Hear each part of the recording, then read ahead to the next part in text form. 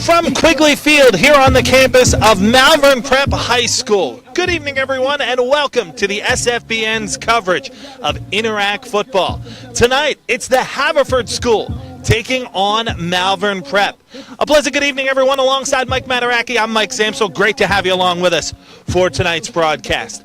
Mike, when you look at tonight's game and you see the record, you think, oh, both of these teams are down a little bit this year. Not necessarily the case. Both of them struggled with just a bear of a non-conference schedule. Absolutely, Mike. When you take a look at Malvern Prep, their non-conference schedule is absolutely brutal. But once they started conference play in the Interact League, 2-0, and they're looking to add to that tonight. And they'll do that with an incredibly stingy defense. This is a team that just doesn't give up a lot of points. Extremely aggressive, extremely fast to the ball, very hard-hitting defense, and they bring it every night. On the other side, let's look at Haverford. It's a team that's struggling a little bit right now. Only one early season win against West Catholic, but this is a young team that's learning. Oh, very much so, Mike. If you take a look at the numbers for Haverford, 10 seniors, just 10. 23 juniors and 19 sophomores. A very young team developing pretty much right before our eyes. They've played some very difficult competition as well. They're looking to get back on the right side of the coin tonight as they start a 3-game road trip to wrap up their season. Well, one of those juniors we're going to be keeping an eye on tonight is the outstanding tailback for Haverford, and that's Jordan Berry. If the Fords have a chance tonight, it's going to be on the legs at number 9. Oh, no question. I mean, if you take a look at Jordan Berry's stats, over 300 yards rushing against a very, very tough schedule. A lot of teams that brought a lot of size on the defensive line and the linebacker positions. If he could navigate those teams for 300 yards, he's bound to have a big one tonight. Should be a great one. It's Malvern Prep and Haverford coming up here on the Sports Fan Base Network.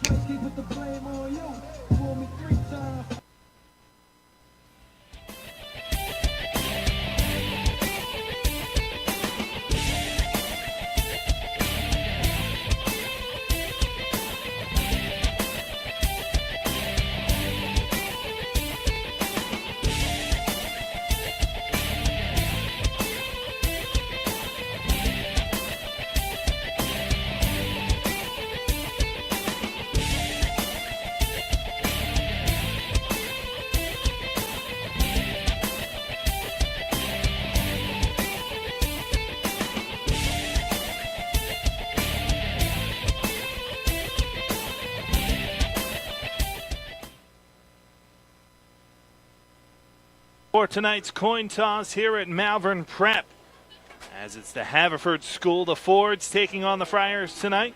With Mike Mataraki, I'm Mike Samsel. Great to have you along with us for tonight's game. An important Interact League battle for both teams. Both teams struggled in the non-conference. Haverford started 1-1. They've lost 4 straight on the season, so the Fords looking to right the ship tonight, and what a better way to do it than against one of their biggest rivalries. No question, Mike, but if you take a look at those 4 straight losses for Haverford School, at Penwood, Imhotep, Germantown Academy, and Penn Charter, certainly no slouches in the group.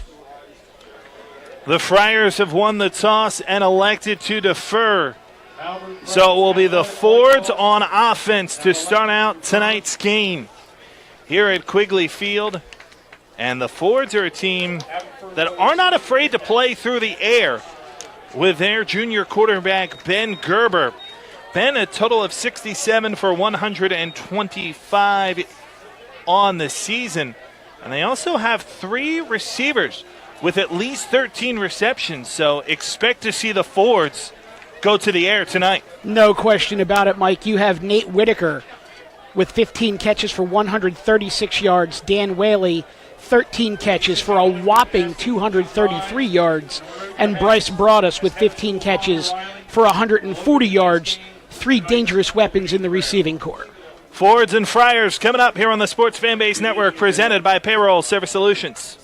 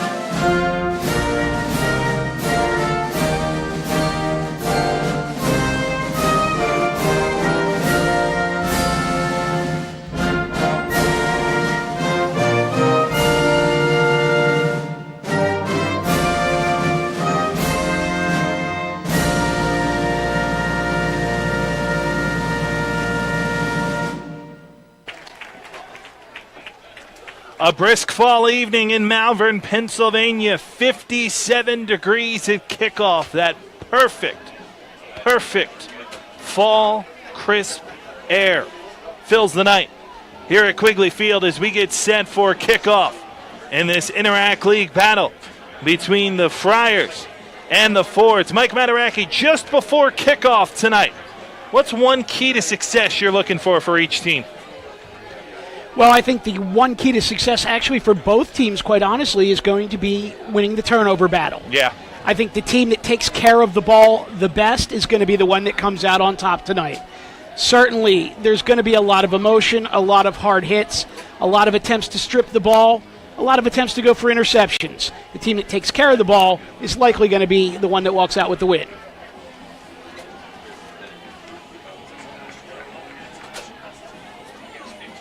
Back deep for the Fords to receive the opening kickoff on the near side of the field is Isaiah Winokur.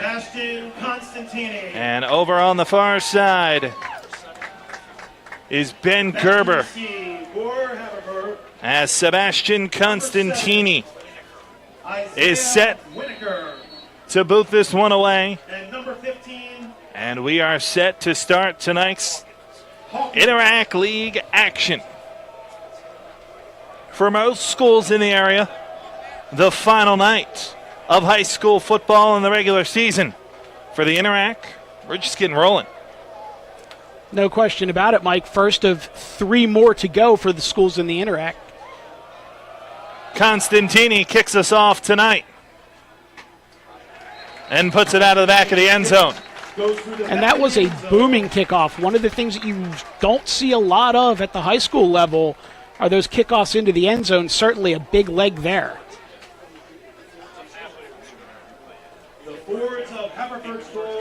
So the Fords will start at their own 20 on first down and 10. The Fords like to alternate running backs. It's Logan Keller getting the nod in the backfield tonight. Keller's a 5'7", 170-pound junior, Mike, and he does have some explosiveness. Ben Gerber will throw on the first play tonight, and it's incomplete. Stop route on the outside. Dan Whaley couldn't quite squeeze it. Second and 10. Just 4 seconds gone.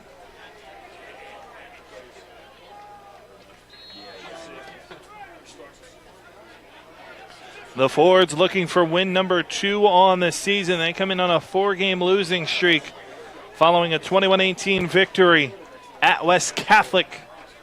Week 2 of the season. Slot to the bottom of your screen on 2nd and 10. Clean pocket. Good pass. But again, off the hands of the intended receiver. This time it's Isaiah Winokur. And it sets up a 3rd down and 10. And for Mike, the Fords. If Haverford wants to get in this game early and stay in the game, that's a catch that Winokur has to make.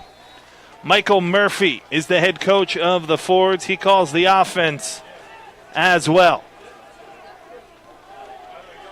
3rd and 10. 4 receivers. A bunch to the top of your screen. A little bit of pressure, but they got time. And they've got a completion close to the sticks for Whaley. It'll depend on the spot. It appears to be enough and is for a Ford's first down. And that's Dan Whaley, the 6'3", 173-pound junior. You'll see him at wide receiver and free safety. Goes up and makes a spectacular catch here in traffic and is enough for the first down. Gerber's got to be thinking, that's the one that you guys catch? 1st and 10. Wide receiver screen to the far side, and that's going to be a first down as Whaley makes his 2nd reception. Give him 14 and a fresh set of downs. And a bit of a collision there at the end with Tyjee Leach, the 5'10", 170-pound defensive back for Malvern Prep. Like 2 brick walls running into each other. Yeah.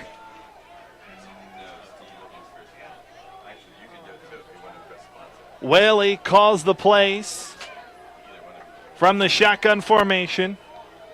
A muddle huddle at most for Haverford. They don't go to a proper huddle very often. Flag down on the play as it's a run up the right side, and Gerber is going to be close to a first down. McGuire makes the stop, but that appears to be coming back. Believe it's an illegal formation. I don't know if the Fords had enough players on the line of scrimmage. And it is indeed an illegal motion. An astute observation on your part, Mr. Safsel. I make about 2 or 3 a season. I like to manage expectations. Oh, an early observation from my end, Mike, is quarterback Ben Gerber, listed at 6 foot 182, but seems to play a lot bigger than that in the pocket. First and 15. So after the penalty, it's 1st and 15, a bunch to the bottom of your screen for the Fords in the shotgun. They show blitz. It's a read option, and it's a ton of space. Up to the 48-yard line with the carry is Logan Keller. He'll get the penalty yardage back and then some. Give him a gain of about 9 on the carry, and it'll set up a 2nd down and 6. And, Mike, it looked like Malvern Prep came on the blitz, and they beat the blitz with the run right up the middle. A minute and a half gone here at Quigley Field. It's a shotgun formation. Another read option. And a patient run that time, but it'll only gain 2 for Logan Keller. And for the first time today, the Fords go to 3rd down. Massimo comes up with the stop.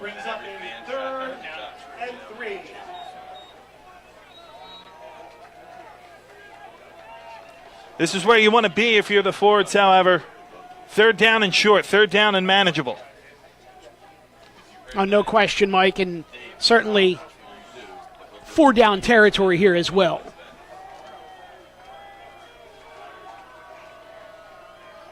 Dan Whaley is by himself out to the right, slot to the left on 3rd down. It's a carry and no gain. Good penetration in the backfield. As able to come up with a stop was Nick Guerrera. And Mike Guerrera made that play, but number 4, Keith McGuire from Malvern Prep, the 6'2", 215 linebacker, 15-pound linebacker, got into the backfield, disrupted that play, forced the carrier to go right into the teeth of the defense. Number 12, Isaac White. Isaac White back deep to receive the punt.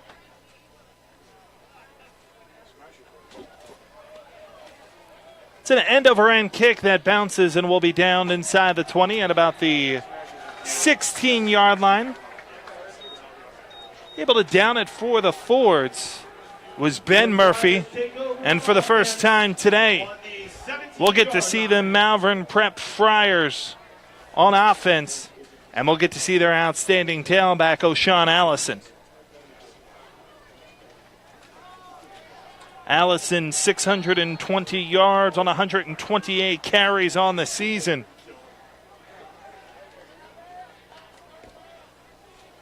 He's the back on the right hip of Drew Gunther. And he'll get the handoff on 1st down. And he'll find some space. There's Allison in the Fords territory inside the 35. And, Mike, that was just pure individual effort. O'Shawn Allison took the handoff, made his way down the line of scrimmage around the left tackle, broke it outside to the sideline as we get another look here. And as soon as he got into the secondary, he was gone. That's another speed right there. 1st down, it's a hand and a sweep again. And down to about the 25-yard line is Quincy Watson. He'll be shy of a 1st down by about 2, maybe 3 yards. And, Mike, we talked about O'Shawn Allison. Quincy Watson, no slouch at all. 38 carries, 176 yards on the season coming into the game. Bit of a two-headed monster, Yeah. if you will, for Malvern Prep. Good luck trying to decide which one to stop. They'll be split on either hip of Drew Gunther. Allison, not much that time. Maybe back to the line of scrimmage, that's it. Gain of 1 yard. Able to come up with a stop for Haverford at the bottom of the pile is Michael Leone, and it sets up a 3rd down and 3 as the Friars have their first 3rd down of the night. And Michael Leone, 6'5", 231-pound junior defensive end, he shut that down with pure size. 3rd and 3. Allison is the lone setback, and he'll get the handoff, wait for some blocks, and none show up. Allison up the middle. Able to come up with a stop that time is Nick Chermel. And it'll bring up a 4th down and 2 as we tick under 7 minutes to play here in the first quarter. And Mike Shermall and number 47, Alex Eads, got in there and shut that down almost immediately. 4th down and 2, and an early gutsy decision. Well, this would be about a 42-yarder from here, a little out of the high school kicker's range, perhaps. So we'll see them go for it. Gunther, high snap, gets it down and has a man open. 1st down and more, inside the 5 and inside the pay dirt is Quincy Watson. Touchdown Friars.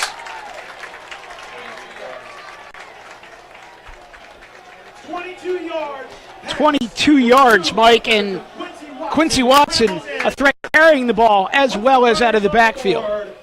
Take a look at the replay here. You see it's a bit of a high snap. Quarterback does a great job corralling the snap, gets it out to the flat, and from there, outstanding individual effort, breaks 2 tackles into the end zone. Garrett Riley on to attempt the extra point, Good. and it's good. With 6 minutes and 19 On 4th down of their first drive, 2-0. Malvern Prep gets a 22-yard touchdown from Drew Gunther to Quincy Watson. And it's 7-0 Friars here And on Mike- the Sports Fanbase Network. Quincy Watson, he is a running back, but he is also their leading receiver out of the backfield in terms of yardage. 13 catches on the season for 281 yards, leads the team. No surprise to see him involved in the passing game. They score 11-9. So Haverford in need of a big drive here. Don't want to fall down too far early on the road. A rowdy atmosphere tonight here at Quigley Field, home of the Malvern Prep Friars, as Constantini is yet again set to boot this one away. And for a young team that's struggling in the midst of a 4-game losing streak, if you're not careful, especially on a couple drive like that where a couple of big plays, things can get away from you quickly. It can snowball in a hurry. Yeah. It's going to be very important for Haverford, even if they don't put points on the board on this drive, they need to answer. Right. They need to put together some sustained offense to give themselves the confidence to know that they can stay in this game. Constantini puts another charge into this one, but it hits one of the up men and down at the 35-yard line. Able to fall on top of that one for the Fords is Graham Habstead. Haverford. And so it'll be 1st down and 10 for the Fords with pretty good starting field position at their own 35-yard line. 1st down and 10. And this is a Fords team that did move the ball in their first drive as well, just weren't able to score. Absolutely, Mike, and good field position here at 35-yard line. Let's see what they can do. Gerber on 1st down and 10 comes out in a shotgun formation. Read option and nothing for Logan Keller. On the carry. Hit by Looked like Keith McGuire got in there first, along with Dominic Massimo, and they stacked it up very quickly. 2nd down and 10 as we tick under 6 minutes to play here in the first quarter. 2nd and 10. It's a wide open formation with trips to the bottom of your screen.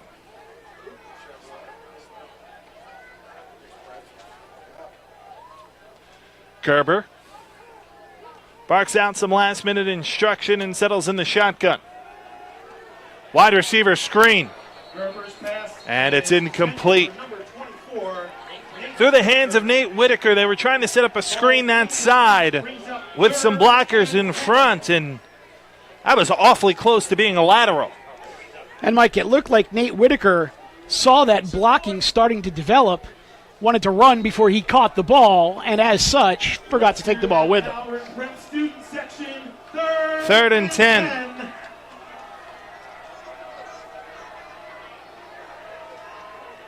Oh for 1 on third downs tonight are the Forts. They'll have 4 receivers. Friars send a blitz. Pressure, loose football. Flag down as well. Able to recover is Haverford, but I think the Friars may have jumped early. We'll check on the flag. It is an illegal formation on Haverford, so the penalty is declined, and it'll be 4th down and long. And, Mike, one of the senior captains, number 8, Cole McCabe, a 5'11", 210-pound linebacker, got into the backfield, stripped sack, and nearly recovered that for Malvern Prep. Haverford was lucky to get that one back. Number 12, Isaac White, and number 14, Split safeties back deep. Isaac White and Ryan Iacone to receive the punt.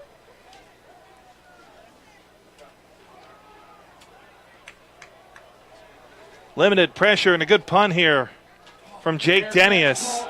And a fair catch is called for and made at the 34-yard line. Friar fans wanted a flag on that one, but no harm, no foul. I didn't think that was any aggressive contact. No, I do believe that was incidental. So we'll bring up a 1st down and 10 for the Friars as Malvern Prep invite you to join them for upcoming Malvern events in February. The alumni and parent reception in Naples, Florida on February 8th. Father Duffy Day of Giving on February 26th, and the Philadelphia Alumni and Parent Reception on February 27th. On 1st and 10, Gunther comes out in the shotgun. Allison goes out to the left, and they screen to the backside, and that's set up well. Isaac White with the reception, and that was almost much longer than that. And, Mike, Isaac White, just a sophomore. We talked before the game about how Malvern Prep was a very heavy, underclassmen-laden squad. 12 seniors, 24 juniors, 28 sophomores, of which Isaac White is one. You see here he takes that pass in the flat, breaks it upfield, and nearly took it all the way. 1st and 10 from the 48. Gunther with a high snap, gets it out quickly. And close to the sticks with the reception is Dan Garrity. The 6'4", 215-pound tight end provides a big target for the quarterback, Gunther. And Garrity is, in fact, one of those 12 seniors. Garrity with his 9th reception of the season sets up a 2nd down and 2.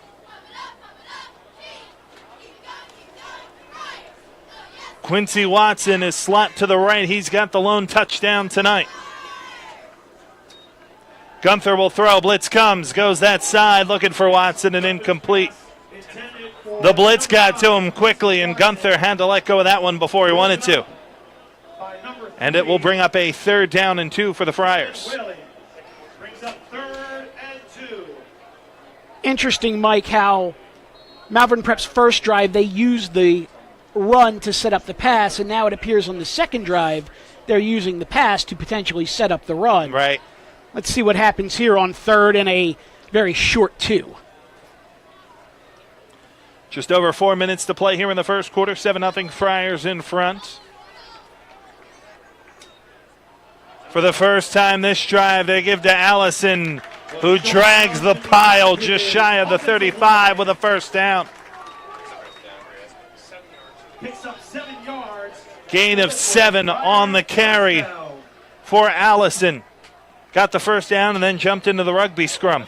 Oh, it was 2 yards for the first down and another 5 with half of the Haverford defense on his back.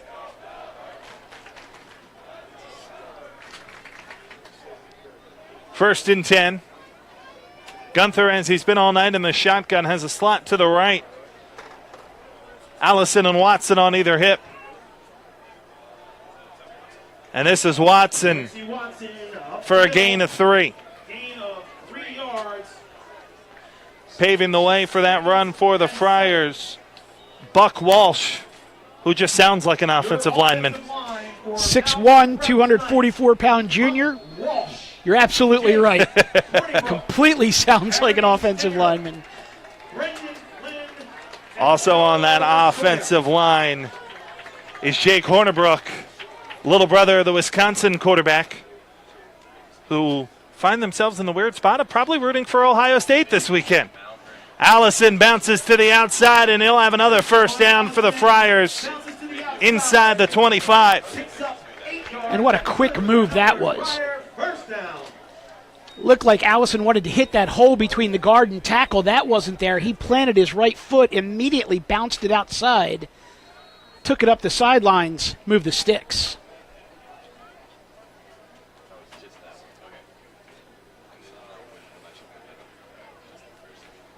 First down and 10, 4 receivers this time for Malvern. Allison the lone setback. Blitz comes. Screen right. One-on-one in some open space.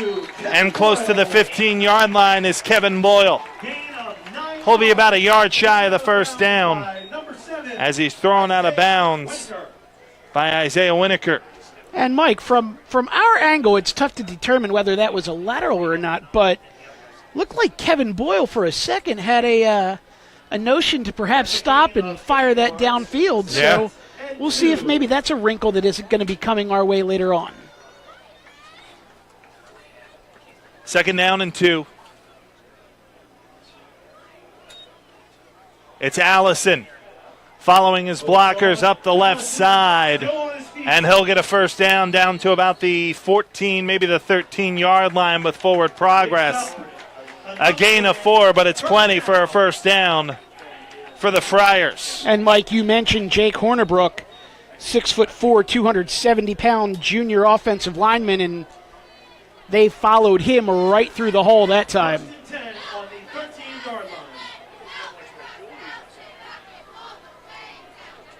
2:30 to play here in the first quarter. 7-0 Friars, and they're driving, looking to add to it. Gunther. Blitz comes, screen left, but there was movement before the snap. And the white hat says false start on Malvern Prep. 5-yard penalty remains. First down. So that'll make it a first down and 15 as the Friars make their first mistake of the night.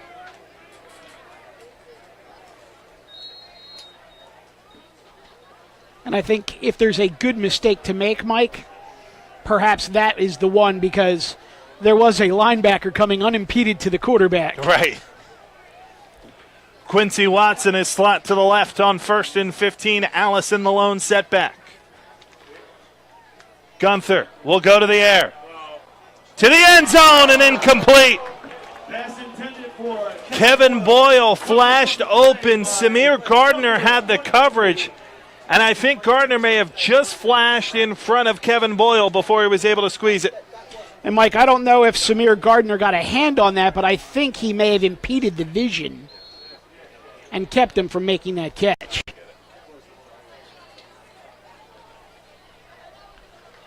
So it'll bring up a second down and 15. I will say this, though. One heck of a throw. That it was. That was a tight space for Gunther to try and squeeze it in. Screen to Allison. He'll get O'Shawn Allison. a couple of yards in front of the line of scrimmage, but not much. Not a spot they want to find themselves in. Do the Friars in 3rd and 13. No, Mike, and it looked for a second there that Malvern Prep had that screen very well developed. Yeah. But to Haverford's credit, they closed very quickly. Limited the damage to just 2 yards, and now 3rd and long. This would be a big stand for the Fords as we tick near a minute to play in the first quarter. And Prep can get a first down without a touchdown. Fords look to send pressure and do. Gunther drops to the end zone and incomplete. Pass intended for Aggressive coverage that time from Samir Gardner, but he got the job done as they were looking for Garrity. And it sets up a 4th down and 13. And it looks like the Friars will send out the field goal unit. In to attempt the field goal, Garrett Riley. Garrett Riley on to attempt the field goal. This will be a 33-yard attempt. 33-yard field goal attempt. So a healthy attempt for the senior Garrett Riley. Kick is on the way. Plenty of leg. And that's good. Garrett Riley with a 33-yard field goal. Plenty of leg from Riley. And Mike, Gives the Friars a 10-0 lead. Sorry about that. We will file that one away for later on if it's needed because, as you said, a big boot. A reminder that the Father Duffy Christmas party will be held on Tuesday, December 12th. This year, they will be honoring 2 members of their faculty and staff celebrating their 25th anniversaries, Jamie Wasson and Bill Mills. Visit malvernprep.org/alumni for more information. With Mike Mataraki, I'm Mike Samsel. Great to have you along with us for tonight's game. Friars with a 10-0 lead. Kicking off for the Friars, Sebastian Constantini. A pair back deep to receive again Number 7 are Winokur and Ben Gerber. and Ben Gerber. And, Mike, very light breeze tonight. But whatever breeze is blowing right now, that kick was into the wind, and he made a 33-yarder into the wind with ease. And into the wind, Constantini also has himself a touchback on his first kickoff. Sebastian will put the right boot to this one again.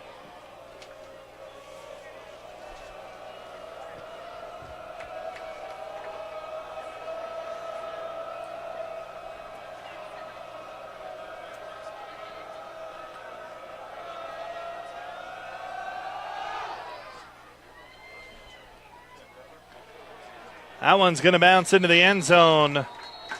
And a touchback. Gerber kind of threw a paw at that one. Lucky he didn't make contact with it, or else that could have been trouble for the Fords. Keep the paws down. Exactly. So it's 1st down and 10 for Haverford, trailing 10-0 with just under a minute to play here in the first quarter.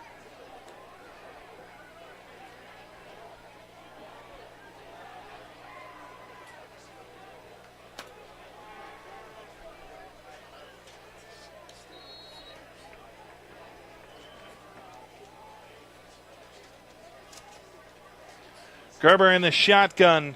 It's Spencer in motion. Stretch left. Keller looks for some room. Number 20 on the carry. Not much. Minimal gain, 1, maybe 2. Tackle made by number We'll bring up a 2nd down and 8. McCabe. 2-yard gain, 2nd and 8. And there's that linebacker again, Mike Cole McCabe, the senior captain, sticks his nose in just about everything. Those linebackers are a different breed, aren't they?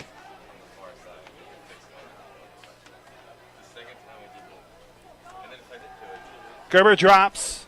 Under pressure, steps up, able to sidestep one defender. And Gerber turns what could have been a disaster into a 4-yard gain. And so it'll set up a 3rd down and 4 as we are set to start quarter number 2 here at Quigley Field on the campus of Malvern Prep. Quarter number one, all Friars. It's Malvern Prep 10, Haverford nothing. You're watching the Sports Fanbase Network presented by Payroll Service Solutions. Hi, I'm Tommy Green, former pitcher for the Philadelphia Phillies. When I was in high school, it was very important to me to show scouts what I could do. My friends at Payroll Service Solutions are huge supporters of high school sports and the Sports Fan Base Network. If you're a small to medium-sized business in need of a payroll company, contact Payroll Service Solutions. Not only will they take care of you, they will continue to support the community. For more information, contact Payroll Service Solutions at 215-624-0922 or 866-PAY-EASY. Hey, you. Who, me? Yes, you. You like pro sports? Yeah, You like college sports? of course. You like high school sports? I guess. Maybe you just don't know much about them. Hey, voice in the sky. Huh? Where can I go to learn more about Philadelphia area high school athletics? Just watch Varsity Voice every Wednesday on Facebook Live at 7 p.m.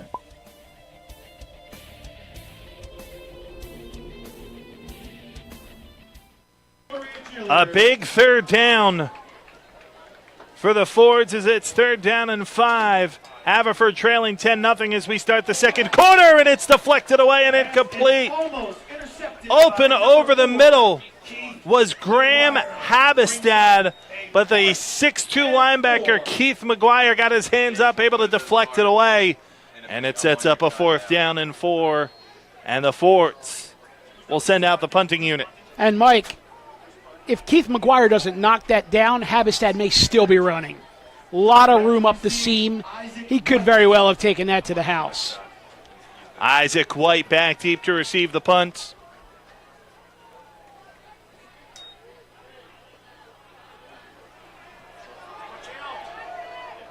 It's a high short kick bouncing around midfield. And it's down to the 48-yard line by Isaiah Winokur. Want to remind you, tonight's grub of the game sponsor is Anthony's Pizza and Italian Restaurant, located right around the corner from Malvern Prep at 127 West King Street. Anthony sponsored tonight's game by providing our SFBN crew with their delicious pizza. Go to anthonysitalianrestaurant.com to view their menu or call 610-647-7400 to place your order today. Anthony's Pizza, the probable home of me and Mike's post-game meal. 1st down carry, not much. We can It'll get away bring up with a that. 2nd and 9. Pre-game and post-game? Yeah, there you go. Absolutely.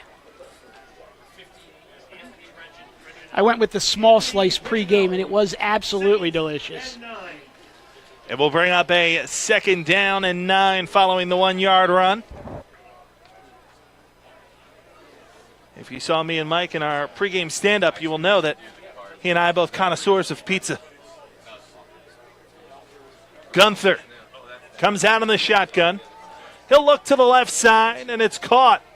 1st down, close, maybe just shy. Quincy Watson makes the reception. Give him a gain of 8, so it is indeed about a half-yard shy. We talked about O'Shawn Allison before the game. Quincy Watson has jumped off the page here in quarter number 1 and into the 2nd quarter. Certainly, Mike, he is getting the job done early and often here for Malvern Prep. For the first time tonight, the Friars under center. Allison, 1st down and more as he rumbles down to the 38-yard line. Picks up the 1st down, tackled by number Plenty 5, for the 1st down. Sean Clark. Sean Clark comes up with a stop for the Fords, Another but not before it is a Friars 1st down. And you talked about a turnover, maybe stealing a possession being a key to the game tonight. The Fords could really afford to steal a possession right now. No question about it, Mike. They do need to make something happen right here. Gunther with Allison on his left hip. Will go to the air. Hit as he throws, and it is incomplete. And that turnover nearly happened. Keith McGuire was the intended receiver. Graham Haverford, And Dominic Massimo, a 6 foot, 190 pound, let me go the other way on that. Samir Gardner, the 5'10", 170 pound strong safety, a sophomore, nearly picked that off for Haverford. Gardner has been a target early and often of quarterback Drew Gunther. But he has held up fairly well. Yeah. 2nd down and 10. Allison the deep back as McGuire goes in motion. They'll pitch to Allison looking for the corner. And he's not going to find it. Wonderful pursuit by the Fords. And that'll be a loss of about 3 on the carry. It was initially strung out by Graham Habestad. And it'll bring up a 3rd down and 14 for the Friars. And Mike Habestad was there. Isaiah Winokur was there. And it also looked like Asim Richards got in there. A big 6'5", 258 pound junior defensive end. Negative yardage. 3rd down and 14. Under 10 minutes to play here in the first half. Slot to either side.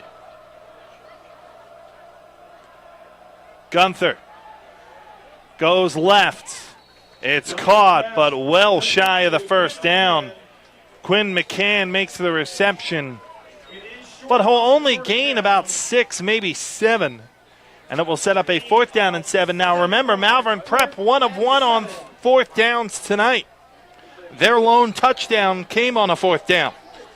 And I wouldn't be surprised to see them go back to Quinn McCann, his 18th catch of the year for closing in on 280 yards. Before they do anything, the Friars will talk this one over. 9:05 to play here in the first half. It's Friars 10 and Haverford School nothing. Hi, I'm Marty Bystrom, former pitcher for the Philadelphia Phillies. In my experience in Major League Baseball, I know how important it is for high school athletes to gain exposure. My friends at Payroll Service Solutions are huge supporters of high school sports and the sports fan-based network. If you are a small to medium-sized business in need of a payroll company, contact Payroll Service Solutions. Not only will they take care of you, they will continue to support the community. For more information, contact Payroll Service Solutions at 215-624-0922 or 866-PAY-EASY. Mike Samsel, Mike Mataraki. Mike, big 4th down and 8 right here. Malvern Prep perhaps could put the game away with another conversion. And kind of in no man's land, too long for a field goal, too short for a punt. 4th and 8. Let's see what they can do. Gunther drops, pressure comes his way, goes deep and just overthrows Taji Leach. But they went for the home run. And Mike, Taji Leach did have separation. Unfortunately, that pass just overthrown. So the Fords needed a stop. They get it. And it will be 1st down and 10 Haverford at their own 35-yard line. If you look over at the far sideline, see a couple of interesting cards there, Mike. What exactly are those cards doing other than advertising Michigan State, Rutgers, and Oregon? Well, it looks like we have an Army Black Knight, a Michigan State, a Rutgers, and an Oregon, along with a series of colors, and that is how the Haverford School calls their offensive plays. You'll see all the players have a wristband on. They look at those cards. Whoa, big hit. Walker with a big hit in the backfield. A loss of 3. Not much for Logan Keller, but an interesting bruise coming tomorrow morning. So we were out of the book of you'll feel that one in the morning. Yes. So we talked about those cards. They flash the cards up. They send in some hand signals, and you see now the players at the top of your screen looking at their wrist. Their wrist, that's where the play lives. And that's how they communicate. Pressure, trouble, and overthrown. Gerber sailed that one, intended for Nate Whitaker. Taji Leach nearly had his touchdown, just going the other way. Yeah, and Mike, going back to the cards that you mentioned, it looks like they're able to spin the cards and put a particular school's logo in a particular position on the card, a particular color on a particular position on the card, and that will give them, as you said, formation and what play to look up on the wristband. Right out of the Chip Kelly University of Oregon school, if you will. 3rd and 16 for the Forts. Clean pocket and a lot of time for Gerber. And that'll be close. Did he get it? He did. First down, reception made by Jake Spencer. Gerber's throw was maybe a tick low, but the Fords get a first down on the reception by Spencer. And Mike, if we take a look at this here, you'll see a great job by the Haverford offensive line. I mean, Gerber could have had dinner back there before he got that pass out, and a bit low, but a nice job to scoop it up and get the first down. Just shy of midfield at their own 48-yard line. It's 1st and 10. Gerber in the shotgun with a slot to either side of the formation. Has time again. Fires and incomplete. Unable to hold on was Isaiah Winokur, with Isaac White bearing down and looking to lay the lumber as the pass falls incomplete. Nice job on the coverage there by Isaac White. 2nd and 10. Winokur had the ball in his hands momentarily, but as soon as he kind of felt White coming in, ball squirted out. 2nd and 10. Gerber on a read option. No room for Logan Keller. And Keller slipped one tackle in the backfield, did a nice job of getting back maybe just across the line of scrimmage, saving themselves a negative play there, bringing up a very long 3rd down and 9. 3rd down and 9 as we took under 7 minutes to play here in the first half. Friars with a 10-0 lead over the Fords. Fords looking to stop a 4-game losing streak. 3 receivers slot to the right and a pistol for Gerber. It's a pitch. And absolutely nothing for Keller. Nick Guerrera sniffed that play out, made the stop behind the line of scrimmage, and the Forwards have to punt. And Mike, Nick Guerrera is the linebacker who missed the tackle in the backfield on the previous play. He wasn't going to miss 2 in a row. You take a look here. Play comes out to the right side of the offense, left side of the defense, and Guerrera into the backfield in a big hurry. Isaac White again back deep to receive the punt.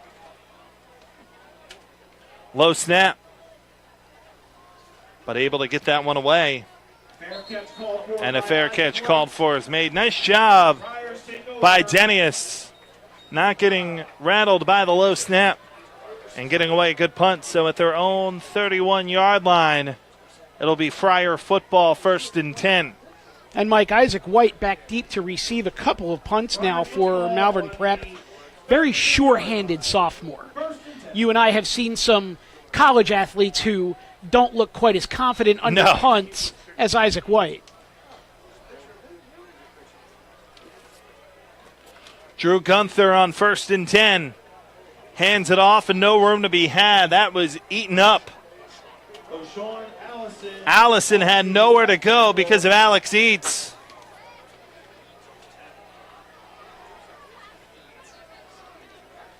Eads got off the ball very quickly. A 5'10", 190-pound defensive tackle. You don't often see that kind of burst out of a defensive tackle, but he was in there lightning quick. 2nd down and 12. Watson and Allison in the backs. It's Watson. Pinballs off of one stop, not a second. Taken down by Samir Gardner with a pretty darn good rock spine buster, if you ask me. I was going to go Luthez press. There but you go. yeah, That works too. Yeah, the spine buster absolutely works. 3rd down and 8.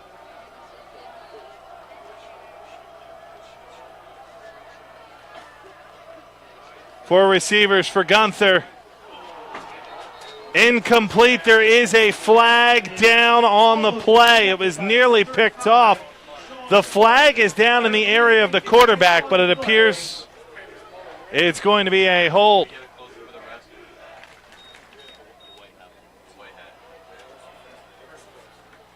Oh, it is a roughing the passer. Tough one to go against the Fords. And, Mike, the referee tonight is Chris Reynolds, who just made that roughing the passer call.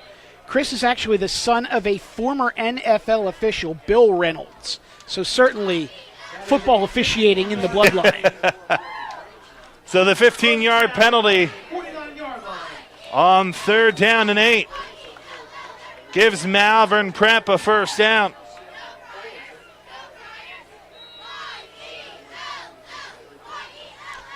Just when Haverford thought they were getting ready to force a punt. Gunther drops. Jailhouse blitz and just not able to squeeze it is Isaac White. For the Fords, as they get a little older, they'll realize they don't just give you free runs at the quarterback. If they don't block you, there's a reason. They're setting something up. No question. And I just stood here and sung the praises of Isaac White, and he let me down. 2nd down and 10. It's only a sophomore. Plenty of time to make up for it. Come on, Isaac. 3 receiver slot to the right for Gunther.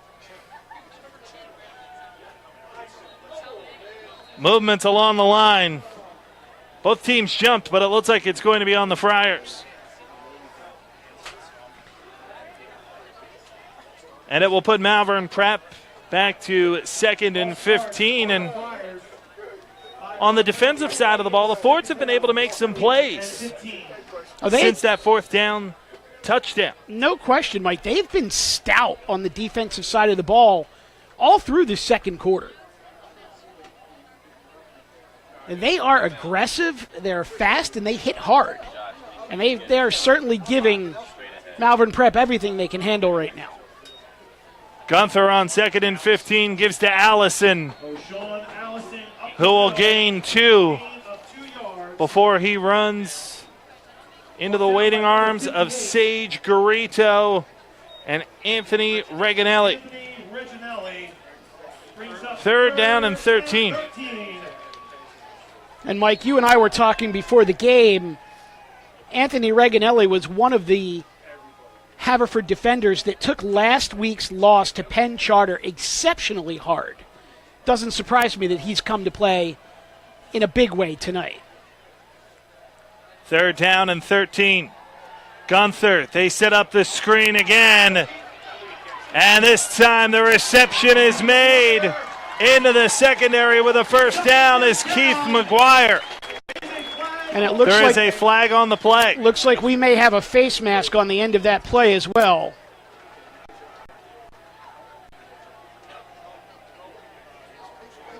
And it is the 15-yard variety. So at the end of the play, we'll take a look. But again, we talked about Haverford kind of losing their discipline when a screen is being set up by Malvern Prep. Oh, no question, Mike. A lot of lanes were vacated, and the receiver caught the ball coming back against the grain, which is always a really good idea on the wide receiver screen. Kept coming back all the way to the near side of the field, turned the corner, almost got the corner, but they were able to get another 15 on the face mask. Inside the red zone, the Friars have it at the 19-yard line, 1st and 10. Screen right, too tall and incomplete off the hands of Kevin Boyle. 2nd down and 10. Kevin Boyle is 5'7". He needed to be about 5'10" for that one. Clock halts with 3:39 to play here in the first half. Ford's defense has been stingy. They do have their backs to the wall here, proverbially. Malvern Prep into the red zone, looking to add to a 10-0 lead as we get into the waning moments here of the second quarter. Allison, touchdown! Up the middle. Untouched. Run up the middle for a touchdown. It's as though the Red Seas parted when Allison football. And Mike, here it is. It's a quick handoff right up the middle. And as soon as he gets through the line of scrimmage, he's gone. Untouched. 19 yards to pay dirt.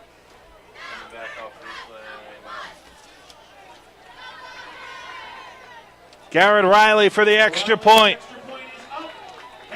17-0. 17-0 with 3 minutes and 30 Buck Walsh made a wonderful block that sprung that run.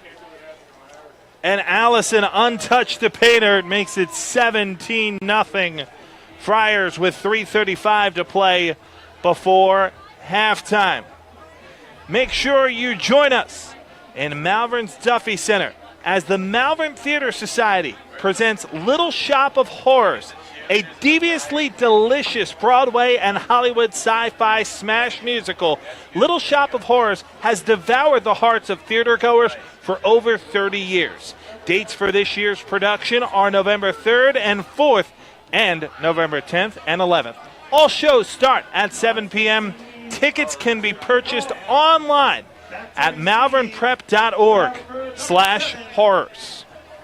And Mike, I think with 3:35 to go here in the second quarter, it's imperative that the Haverford school gets some points on the board prior to halftime. Last week, Malvern Prep's defense was an absolute beast against host Episcopal Academy. The Friars won 20-7.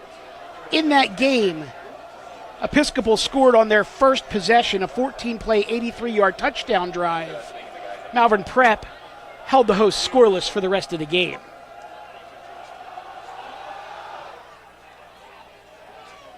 Another boomer at the goal line. It'll be Spencer.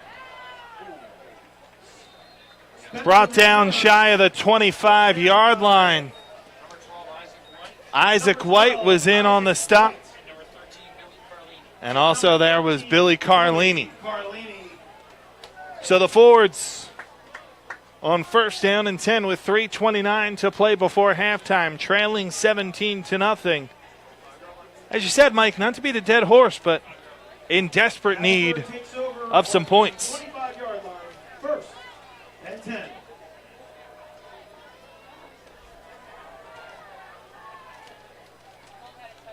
Gerber with 4 receivers on first and 10.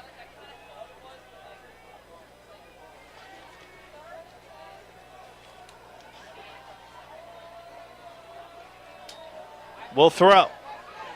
Under pressure. Toward the near side and incomplete. Sam Lindner was the intended receiver, but with pressure bearing down from Dominic Massimo, it was a little funky off the hand of Gerber and fell incomplete for a 2nd and 10. And Mike, going back to your point about the points, Malvern Prep won the toss, but they deferred. Yeah. Which gives them what we jokingly like to call the Super Tecmo advantage of having the ball first in the second half. Play action. And a huge hit. Garrity with a huge sack. Garrity almost got one last play. Did get one this one.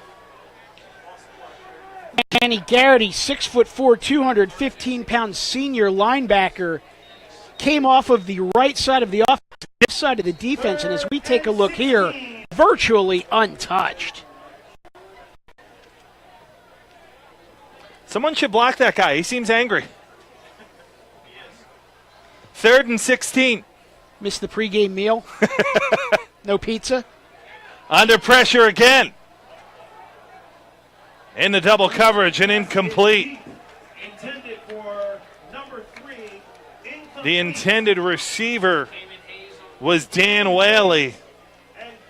But again, Gerber was just kind of running for his life under pressure. And, Mike, I feel like Gerber kind of had the thought in his head that I'm going to throw it as far as I can, and if it gets intercepted, it's probably as good as a punt. Right. Number 12, Isaac White. Isaac White back deep to receive the punt from Denius.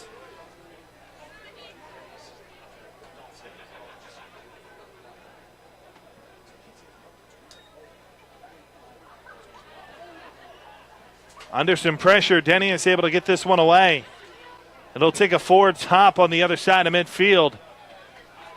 And it will be down by the Haverford School at their own 45-yard line. First down and 10. The Friars will take over on offense. And, Mike, something to keep an eye on later on. Number 54, Alex McLaughlin, and 23, Dominic Massimo. A lot of penetration on that punt. Something to keep in mind as we progress through this game. Friars take over on offense, first down and 10, 4 receivers.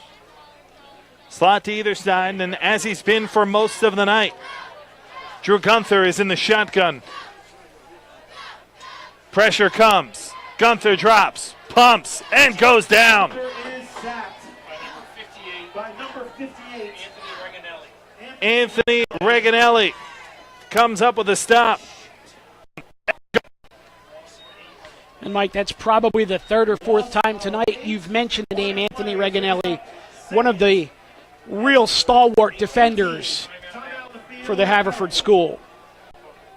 Here you see, coming off the right side of the defense, left side of the offense, into the backfield quickly, and Reganelli registers the sack.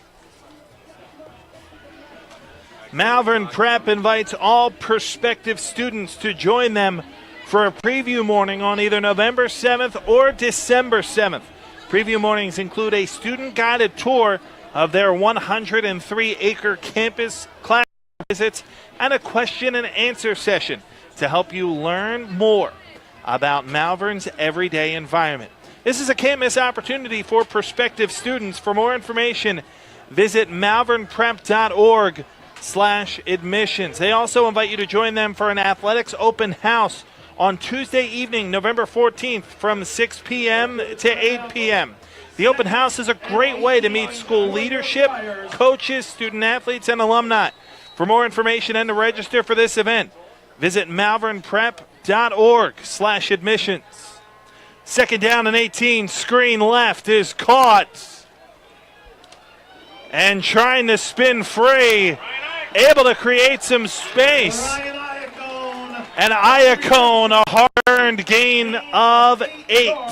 Sets up third down and 10. And Ryan Iacone, a 5'11", 180-pound battering ram of a wide receiver on that play.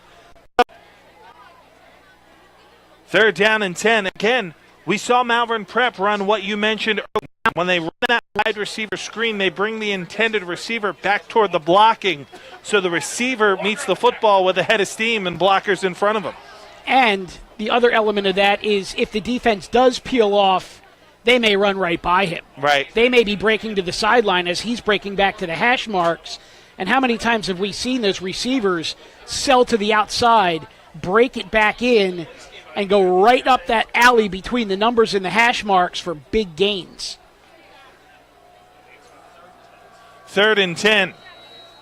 Third and 10 after the timeout. Gunther with 4 receivers.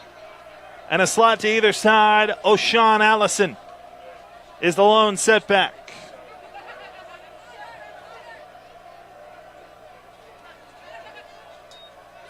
Play action. Gunther rolls to his right. Wants it all, or a lot of it, and got it! Kevin Boyle inside the 5 as a first down. And Mike, Kevin Boyle with 124 yards receiving on the season gets half of that in one shot here. So we take a look, a little bit of a scramble, a stop, a pop, a deep ball downfield, and an excellent catch inside of the 10-yard line. I'll tell you what, that's an unbelievable throw by Gunther as well. Direct snap to Allison, and he'll gain 1. Direct snap to O'Shawn Allison. Loss of 1 on the play. It will set up a 2nd down and goal. And how That's an unbelievable impressive throw is on the Drew run. Gunther. Geez, you'd think we'd done this a few times before. We're looking at each other with the same thought. Outstanding throw by Gunther. Just under a minute to play in the first half. Gunther. Fade to the corner. McGuire got it! Wow! Touchdown, Friars! And a catch reminiscent of Odell Beckham Jr. He went up and snatched that out of the air. We got to get another look at that one, folks. We're working on bringing that up now, but unbelievable. Riley for the extra point. Come on, go faster.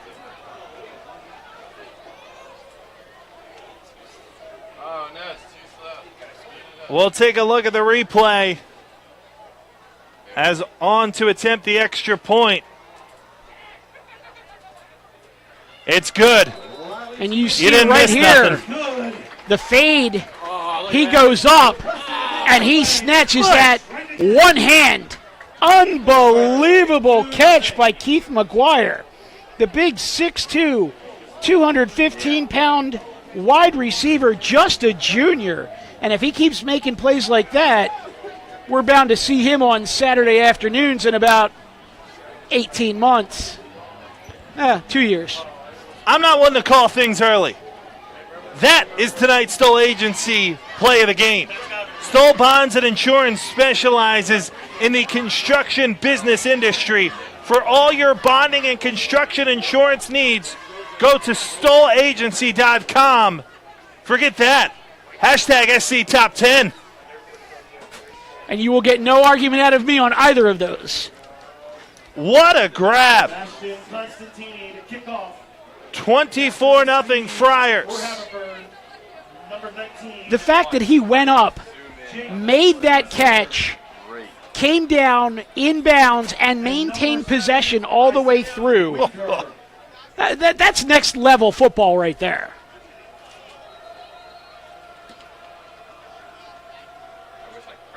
Constantini set to boot that one away.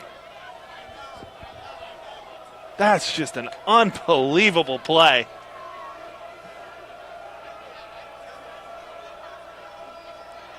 And mark that one down. Just about a minute to go in the second quarter. That may be the first of several nails to hammer this one home. Schwartz bounces off one tackle, looks for the corner, and he'll get down to about the 31 on the return. That's Jake Spencer, on the return. Nice job by Sebastian Constantini from Malvern Prep to come over and limit that damage, because it looked for a second like he might get the right sideline, and if he did, there was a lot of running room.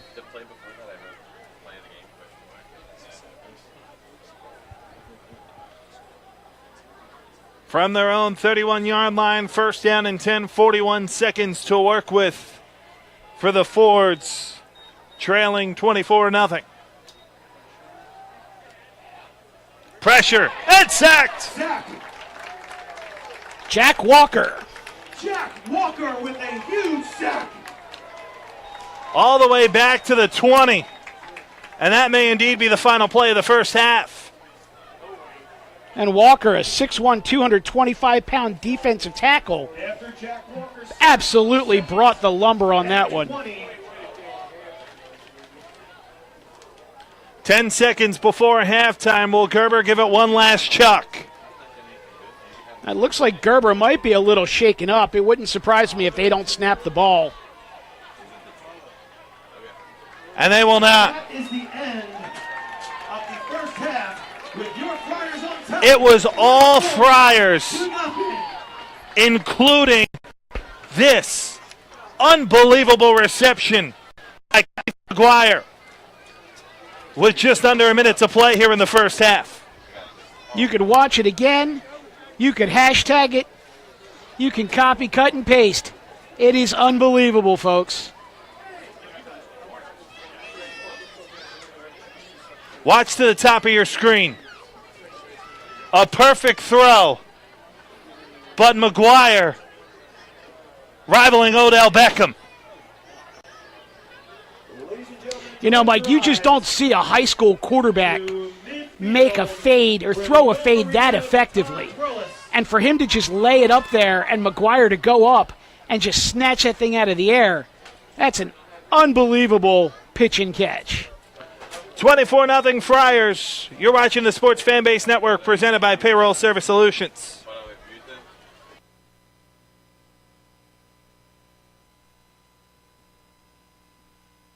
Bluestein, Michael & Company, certified public accountants, believe that your bottom line is as important to them as it is to you. Why? Because they care about the things that you care about. Whereas most accountants can take your numbers and put them on financial statements and tax returns, Bluestein and Michael work with you through the year to help you solve problems by providing sound professional advice. They enable you to make key business decisions, and they are with you throughout the entire year, not just tax time. Bluestein and Michael are not just hired hands. They are part of your team, and they provide professional service when you need it most. Bluestein and Michael specialize in accounting, tax, and consulting services for small businesses, primarily for the construction industry. If you're looking for yes men, hire someone else. But if you want sound advice from service-oriented CPAs, then you'll want to call Bluestein and Michael at 215-635-3200. That's Bluestein and Michael at 215-635-3200. Hey, you. Who, me? Yes, you. You like pro sports? Yeah, You like college sports? of course. You like high school sports? I guess. Maybe you just don't know much about them. Hey, voice in the sky. Huh? Where can I go to learn more about Philadelphia area high school athletics? Just watch Varsity Voice every Wednesday on Facebook Live at 7 p.m.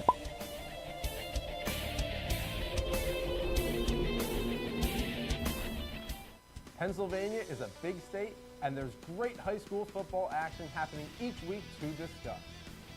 Let's see. Got a man. Touchdown. Join me, Richie Blyweiss, and my fellow analysts, Corey Sharp and Mike Palmer, on In the Trenches on the Sports Fanbase Network.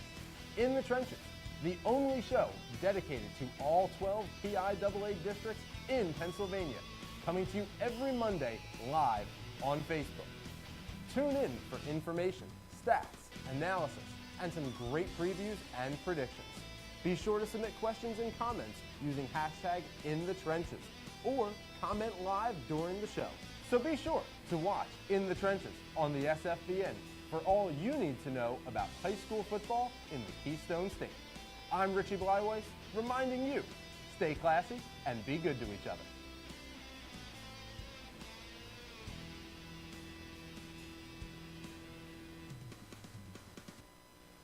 Hi, I'm Marty Bystrom, former pitcher for the Philadelphia Phillies. In my experience in Major League Baseball, I know how important it is for high school athletes to gain exposure. My friends at Payroll Service Solutions are huge supporters of high school sports and the Sports Fan-Based Network. If you are a small to medium-sized business in need of a payroll company, contact Payroll Service Solutions. Not only will they take care of you, they will continue to support the community. For more information, contact Payroll Service Solutions at 215-624-0922 or 866-PAY-EASY. Hi, I'm Tommy Green, former pitcher for the Philadelphia Phillies. When I was in high school, it was very important to me to show scouts what I could do. My friends at Payroll Service Solutions are huge supporters of high school sports and the Sports Fan-Based Network.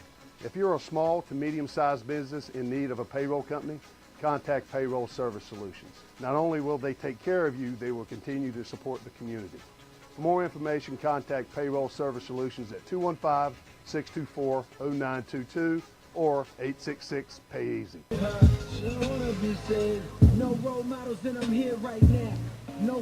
From Quigley Field here on the campus of Malvern Prep High School. Good evening, everyone, and welcome to the SFBN's coverage of Interact football.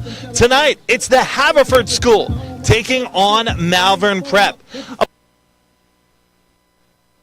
Bluestein, Michael and Company, certified public accountants, believe that your bottom line is as important to them as it is to you.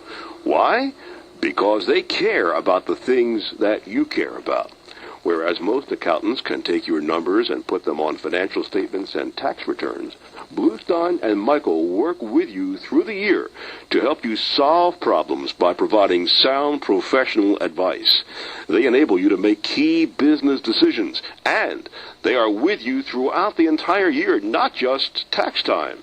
Bluestein and Michael are not just hired hands. They are part of your team, and they provide professional service when you need it most. Bluestein and Michael specialize in accounting, tax, and consulting services for small businesses, primarily for the construction industry.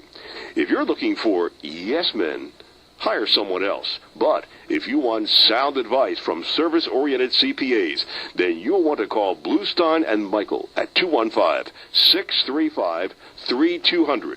That's Bluestein and Michael at 215-635-3200.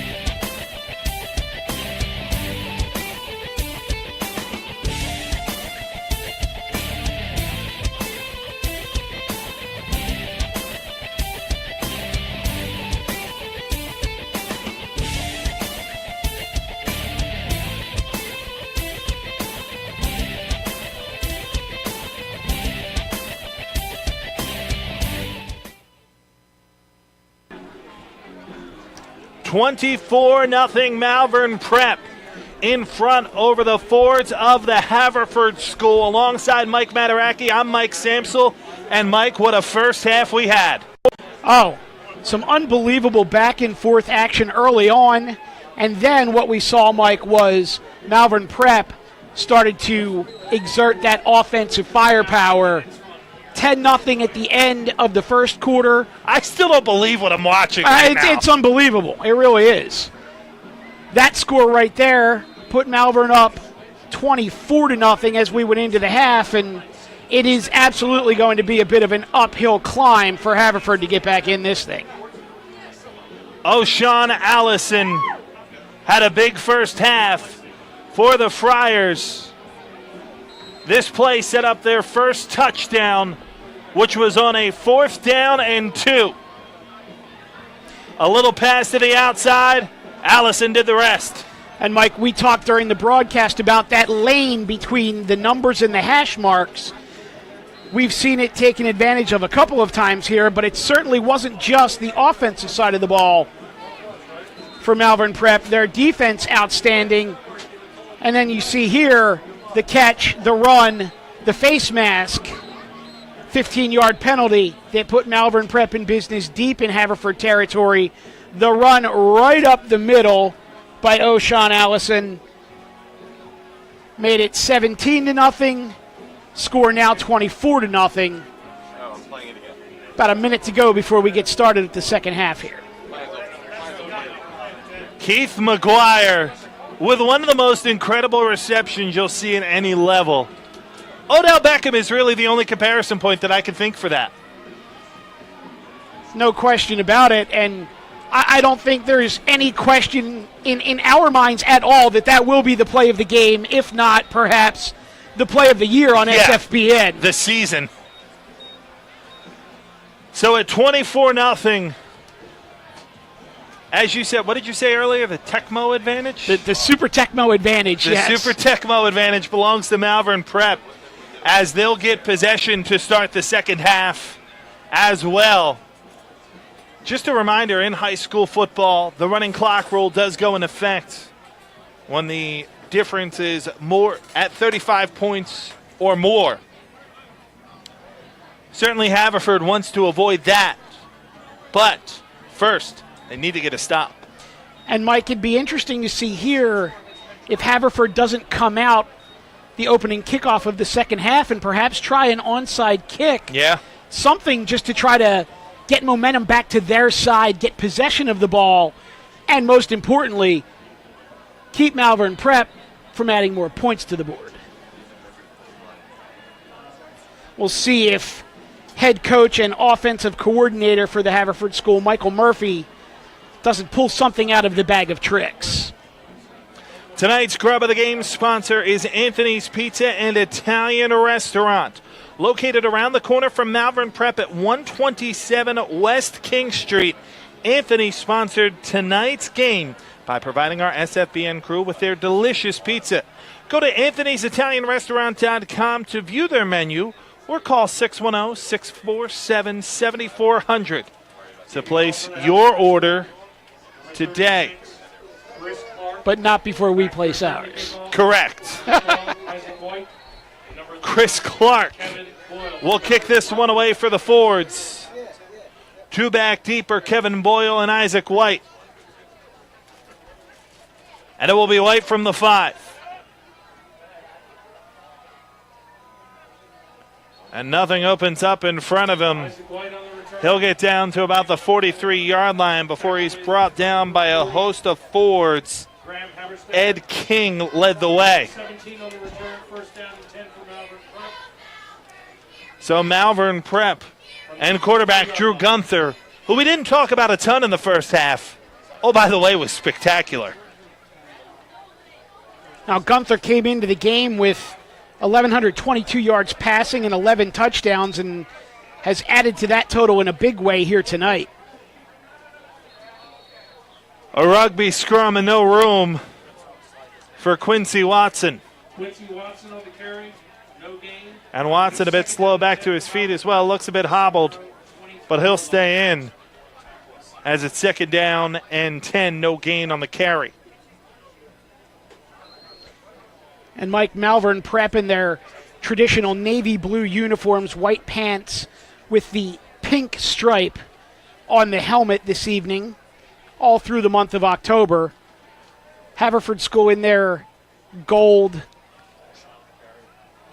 and white, very reminiscent of the old school Boston College uniforms. Allison with the carry gets down to the 31-yard line. Gain of 8, and it will set up a 3rd down and 2 for the Friars of Malvern Prep. And certainly it appears that Malvern is content to keep the ball on the ground, keep the clock running as we start the second half here, and grind up some yardage. Why not? Let Allison eat. It'll depend on the spot. Looks like he's close to the 1st down. They'll give him the 33-yard line. He needed about the 33 and a half. And it is indeed a 1st down. Apologies, Mike. I was just about to say, looked like it might be close enough for a measurement. The officials did not agree.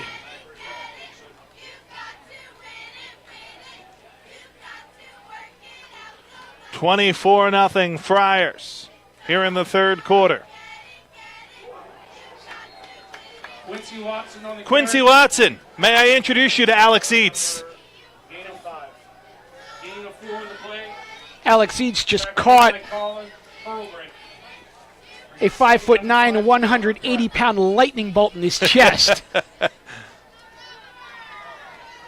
2nd down and 6.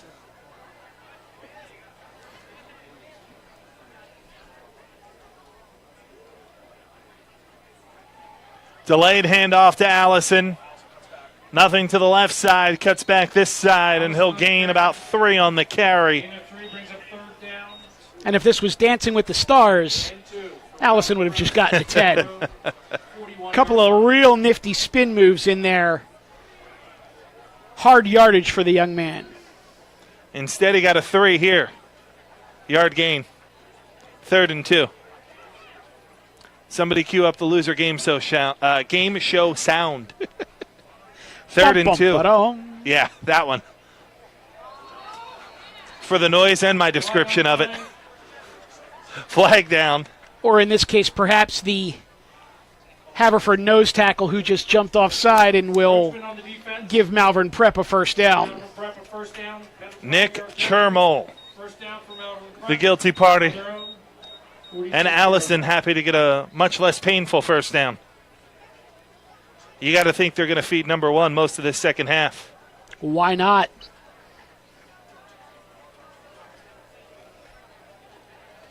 A shotgun for Gunther. Screen out to the right. And it's McCann off to the races. Pinballs off a couple of tacklers, and he'll be down to the 21 before Winokur makes the touchdown-saving tackle. And, Mike, you've talked about it. I've talked about it. The way that Malvern Prep runs that wide receiver screen, the wide receiver catches the ball coming back towards the quarterback with a head of steam. We take a look at it here. Little pitch and catch on the move.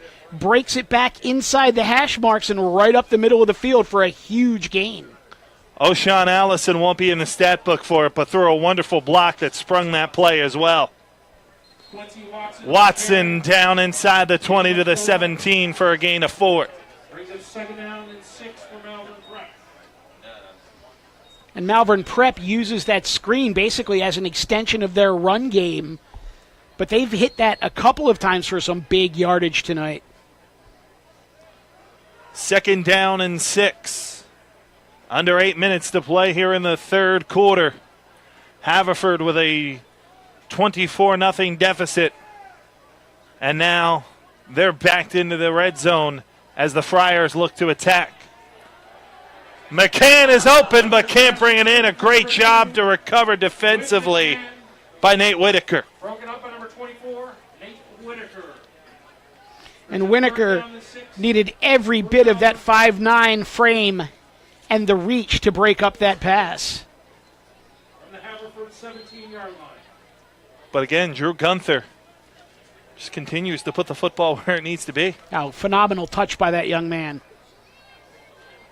3rd down and 6. 4 receivers, slot to either side. Gunther with pressure, screen right to Allison. Can't make the first man miss, and he's out of bounds. He'll actually lose a couple of yards back to the 21. Nice job by number 58, Anthony Reganelli, staying home for the Haverford school and not biting on the backfield motion or the quarterback dropping back deep into the pocket.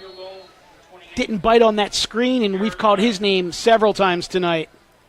Garrett Riley hit one from 33 with plenty of leg. This will test him. This one from 38. Kick is up and no good. Wide to the left. Not sure it would have had the leg anyway. But had that one been kicked straight, it might have been blocked. Yeah, and looking at the flags, looks like the breeze has picked up just a bit. And again, kicking from our left to right, he is kicking against the wind. Classic, I don't want to say mistake, but classic issue that you see there with high school kickers is that they try to get everything they can into that boot, and they wind up pulling it hard to the left, and unfortunately, in this case, no good. So the Fords bend, but don't break. Don't surrender any points here in their first drive defensively.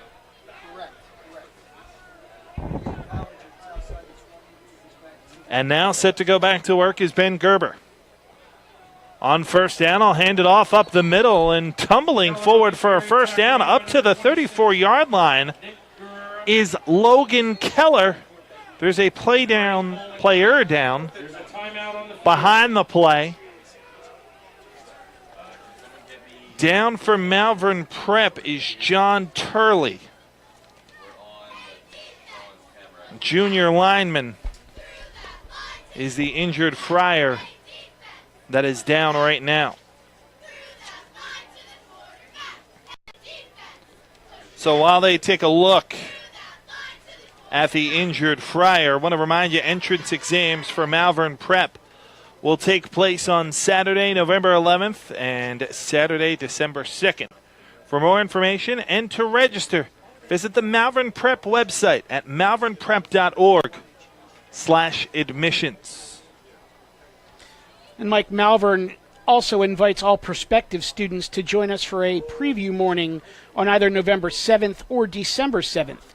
Preview mornings include a student-guided tour of our 103-acre campus, classroom visits, and a question-and-answer session to help you learn more about Malvern's everyday environment. This is a can't-miss opportunity for prospective students. For more information, visit malvernprep.org/admissions. 24-0 our score is John Turley is at least has his back up off the ground. We hope for the best for John here as we have 7:25 to play here in the 3rd quarter, and we'll take a timeout from Quigley Field with the Friars up 24-0.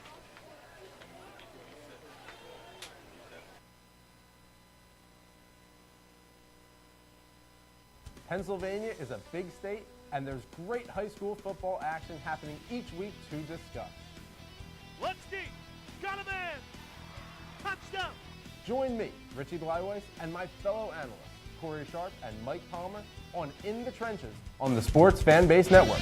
In the Trenches, the only show dedicated to all 12 PIAA districts in Pennsylvania, coming to you every Monday live on Facebook.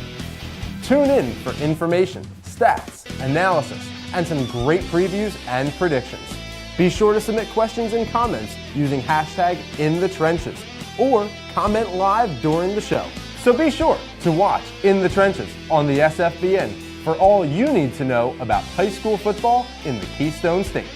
I'm Richie Bleiweiss, reminding you, stay classy and be good to each other. Back to live action. Gerber will keep following the injury, and he'll get across the 40 down to the 41-yard line for a gain of about 3 before Massimo comes up with the stop. John Turley, wish him the best, hobbled off the field. Trainers tried to carry him. He wasn't having any of it and is trying to just kind of walk it off along the sideline as you get a look at him here at the bottom of your screen. As a very tough young man. At first, the trainers wanted to help him off. Then a couple of teammates came out to help him off. And he absolutely wanted to go off under his own power. 2nd and 3, handoff up the middle. And a tough run. First down to the 48-yard line. Nice job on the carry by Logan Keller. That's a tough first down for the Fords. And Mike, Haverford, great job on the ground these last 3 or 4 plays. Trying to grind up that yardage and get themselves back in this game. First down and 10.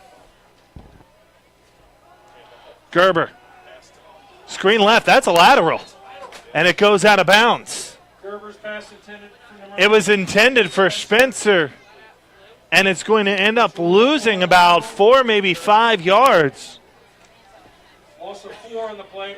Gerber's been floating with those screen passes that have been borderline laterals all night. That one indeed was, and cost him about 6 yards. And, Mike, you have to wonder, is that an error on his part, the receiver's part, or just, frankly, the play design? You would think that if that play is going to fall incomplete, the coaching staff would want to make sure that you're not losing yardage there. Play action. Over the middle and incomplete. Jake Spencer was the intended receiver. Quinn McCann got a hand in to throw it away. I think Jake Spencer may have heard some footsteps because he was moving into heavy traffic. 3rd down and 14. 3rd down and long for the Fords. Gerber has displayed a good arm, but when he tried to go down the field, has sometimes thrown his receivers into some dangerous territory. Signs of a young quarterback. Pressure. And sacked back of the 35 is Gerber. Looks like number Jack 50. Walker was in on the sack. Also over there, Jake Hornibrook. Yeah. Hornibrook, Walker. Looked like number 55, Harry Stinger, the 4th, may have gotten in there a little bit too, Mike. Going back to what you were saying about Gerber, though, it's also a little bit about that 3/4 motion that he has where ball comes out with a lot of velocity, but it will often sail.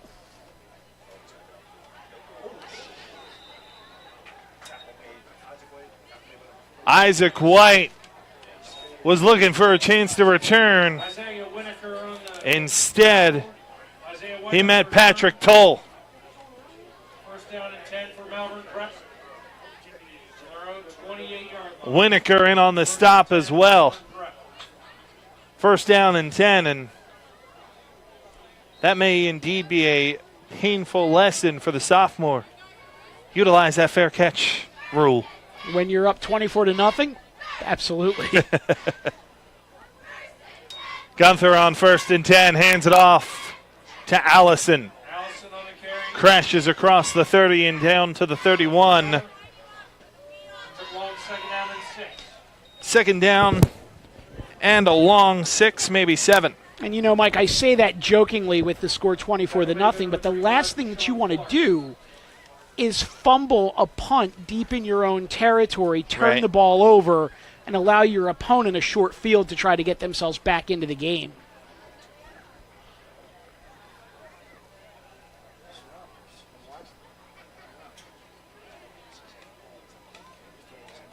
Gunther in the pistol. Again, it's Allison. Into the secondary is O'Shawn Allison. And he'll be down inside the 5. O'Shawn Allison on a big game. Nate Whitaker, the touchdown-saving tackle. A And it looks like Nate Whitaker may have just picked up a flag as well. Yeah, some flags came in at the end of that one. But let's take a look at the replay. Well, here you see O'Shawn Allison breaking into the secondary, and he's running right up the middle of the field. He starts to angle towards the corner, allowing himself to pick up some extra yardage. And then at the end of the play, some extracurriculars. And it's actually going to be on Allison.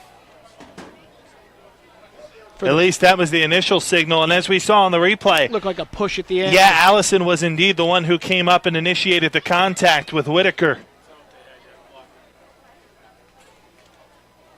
But it may be going back even further than that.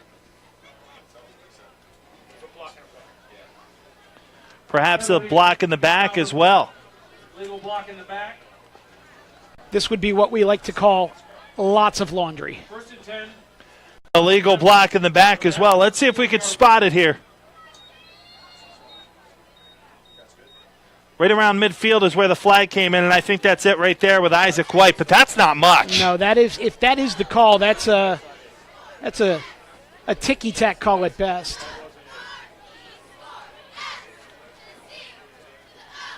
So Allison gets it again. And Allison rumbles down to about the 30, and another flag comes in as Quinn McCann got mixed up in the secondary. Did not see the forward that he got mixed up with. I believe that was number 24, Nate Whitaker. Who was involved in the last play as well. Indeed. And Quinn McCann, a senior captain for Malvern Prep, in a 24-0 ball game, needs to step away from that one.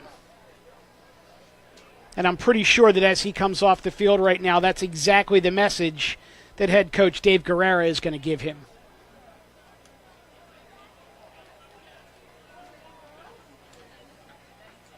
Offsetting penalty. So the penalties are offsetting. Second or third stringers coming in. I would normally say underclassmen, but they're all underclassmen. Yeah, everyone's underclassmen at this point. Do we start to see that second and third string come in and get what could be almost a full quarter of very valuable reps here against a tough game, albeit probably undermanned, Haverford school? I would be surprised if Haverford took their starters out, I think. I think you want to get the offense a little something going. On the other side for Malvern Prep, I think this is the time you maybe start to alternate the junior varsity into the game, and it looks like we may indeed see that as on the near side sideline, Lonnie White is warming up and appears to be coming into the game at quarterback on the next possession. Lonnie White, just a freshman. Constantini's kick is a touchback.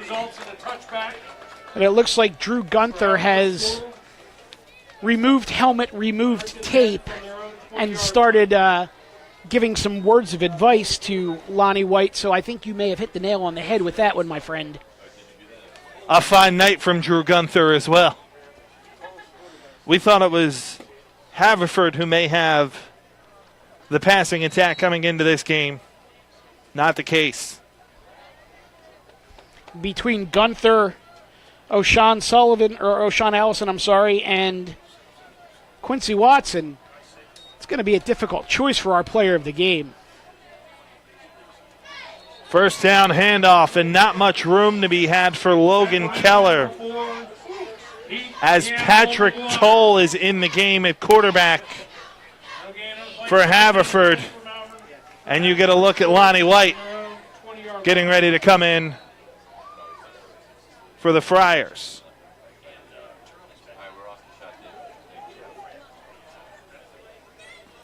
Patrick Toll is a 6'1", 185-pound sophomore quarterback for the Fords. Let's see if he can't get something going here. Four receivers, Toll drops. Fires middle, nice pass, caught. And into the secondary with a first down across the 45-yard line is Jake Spencer. Well, Patrick Toll, how do you do? A little bit of heat and great ball placement. First and 10 for Toll and the Fords. 4 receivers punched to the bottom of your screen.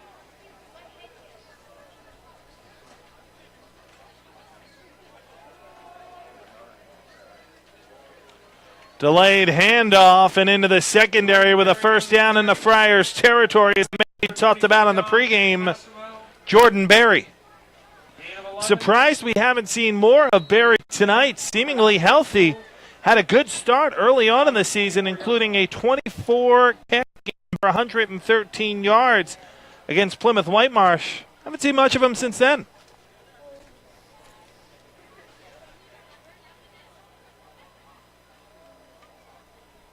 Keeper this time for Toll, and he'll gain about 7.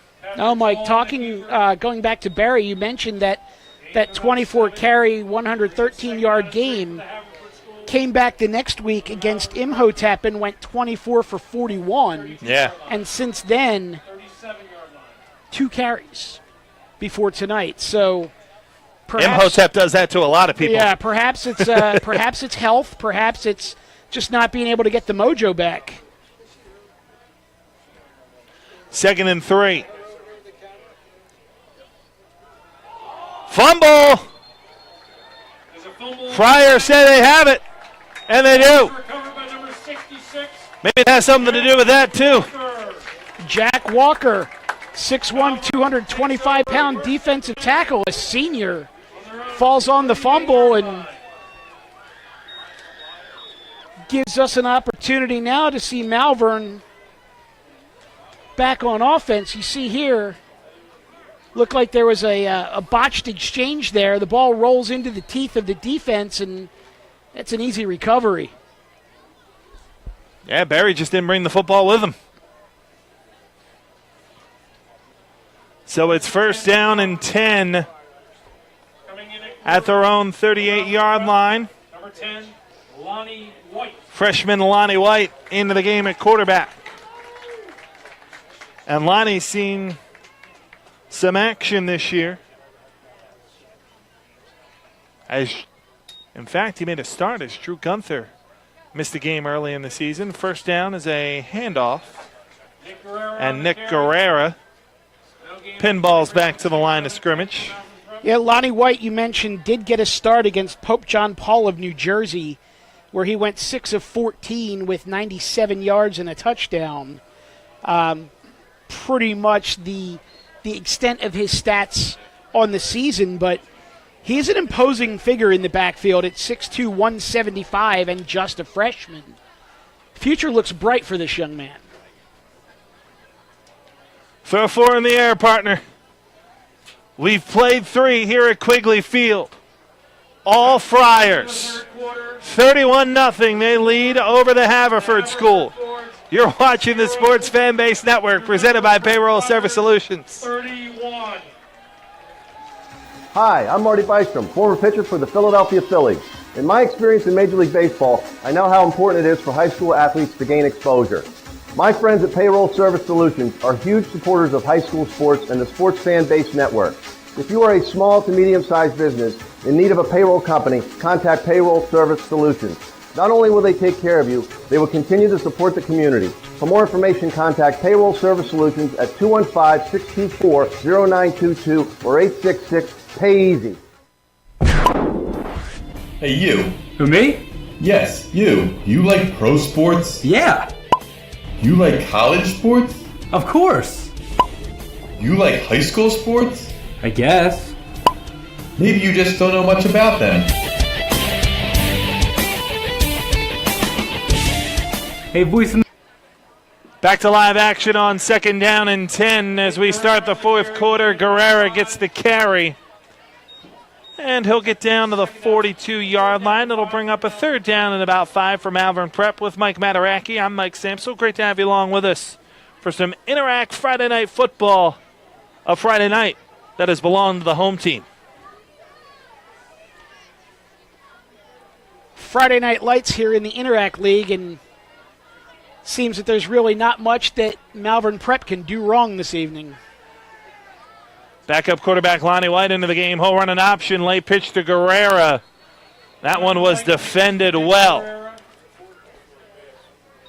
Ed King able to come up with the stop after a gain of about 3.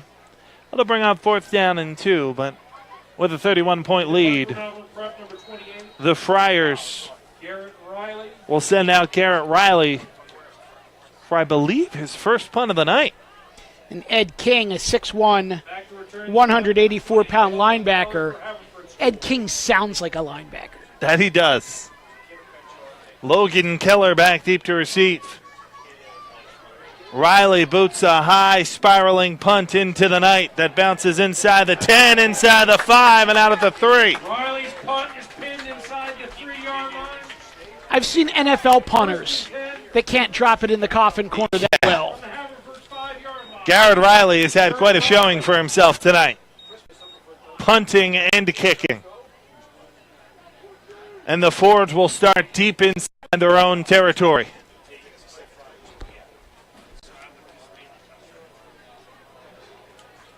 That's just a perfect kick.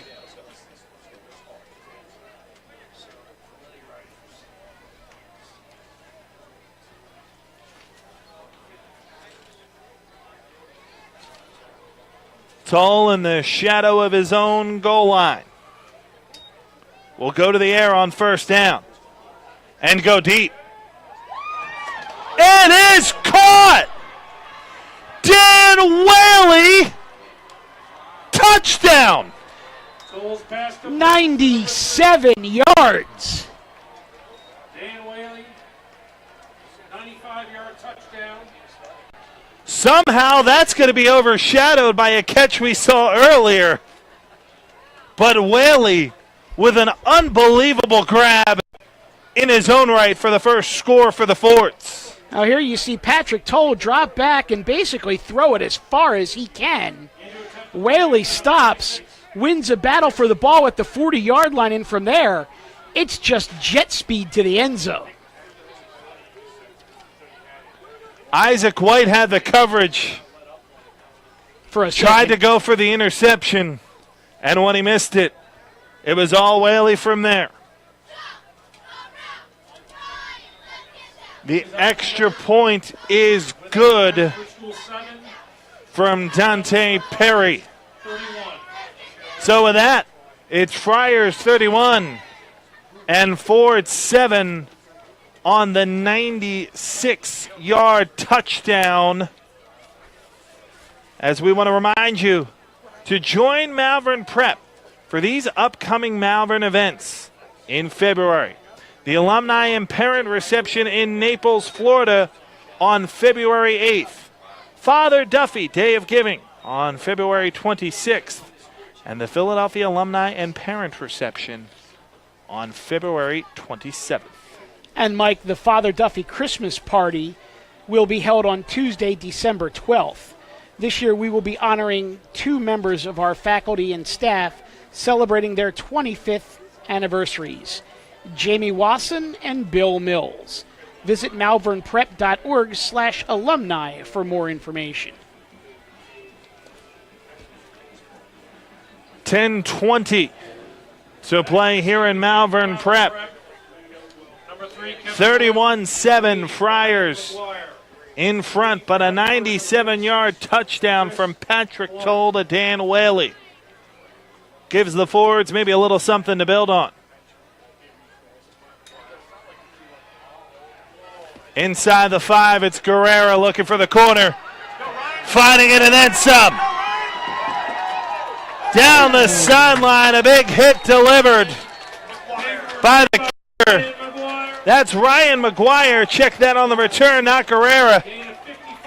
Gain of 55. There is a flag down. And Chris Clark, the kicker, 6'1", 170 pounds. He laid all 170 into that pit. Take a look at the replay here. Starts up the middle and then breaks it out to the left side, gets the sideline and turns it upfield.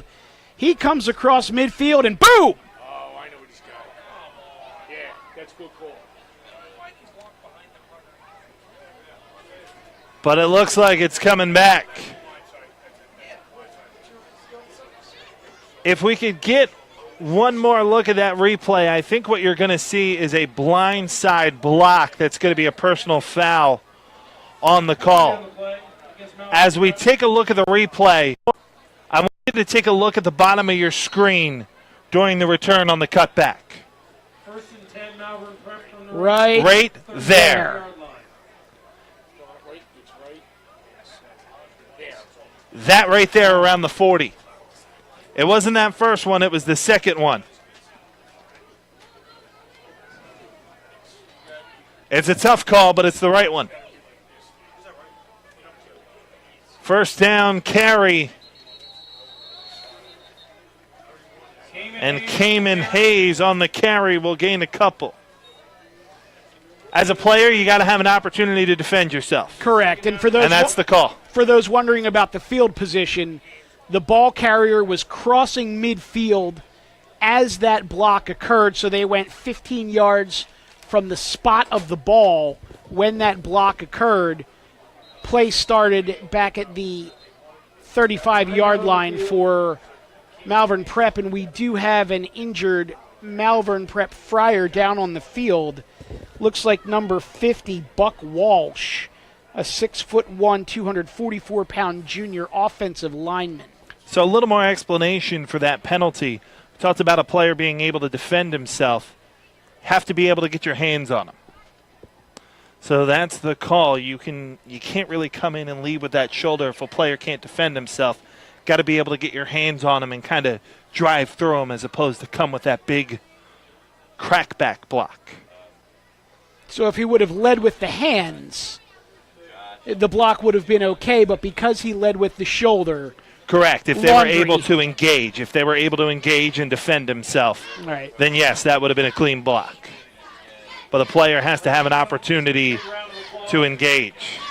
And now for for Malvern Prep, it's what you can't afford is start to lose players in a game like this, a 24-point lead, 9:33 to play, especially not a blocker as good as Walsh. No, and you're absolutely right, Mike. You want to get out of here healthy and get on to your next Interact contest.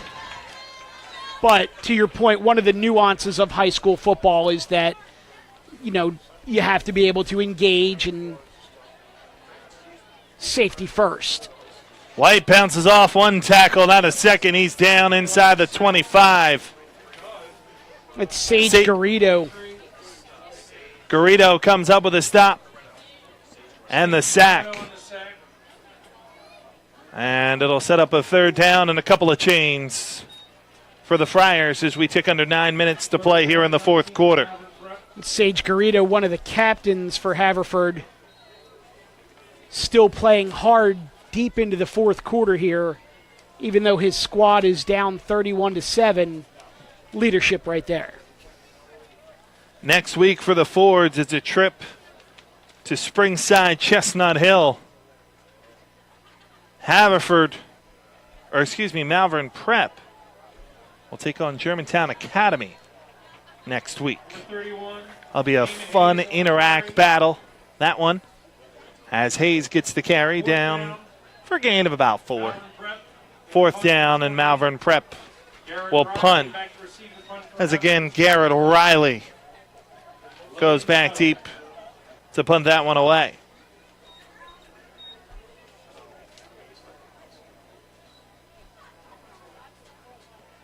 Not much pressure on Riley.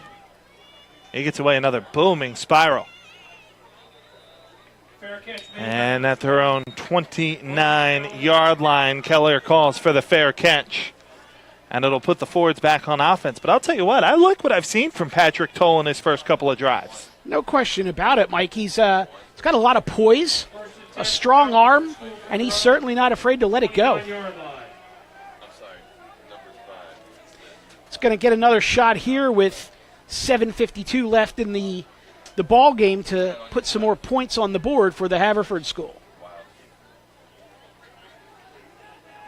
First down and 10. Toll play action. Pumps play kind of got broken, but still a little schoolyard football finds a first down. Down to the 46-yard line. Reception made by Jake Spencer. You're going to say schoolyard. I'm going to say his third read. I'll give him the benefit of the doubt on that one, but it did look like his first read was number 1, Sam Lindner out in the flat. That was covered, and he immediately just kind of chucked it upfield, as you said, and right on the numbers. Spencer in motion. Toll keeps and gives it out to the left.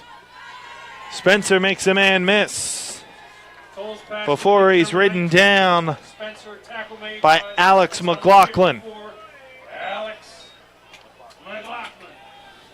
McLaughlin, one of the 12 seniors on this Malvern Prep Friars team. 6 foot, 180-pound linebacker. Nice job in pursuit.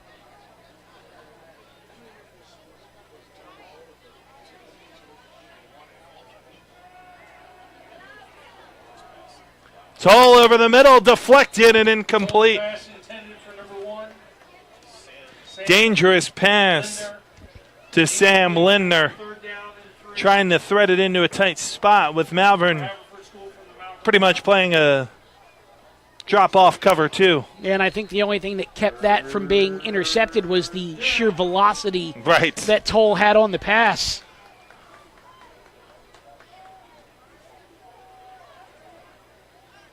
Third down and 4 for Toll. He'll give it off, and not much room for Jordan Berry.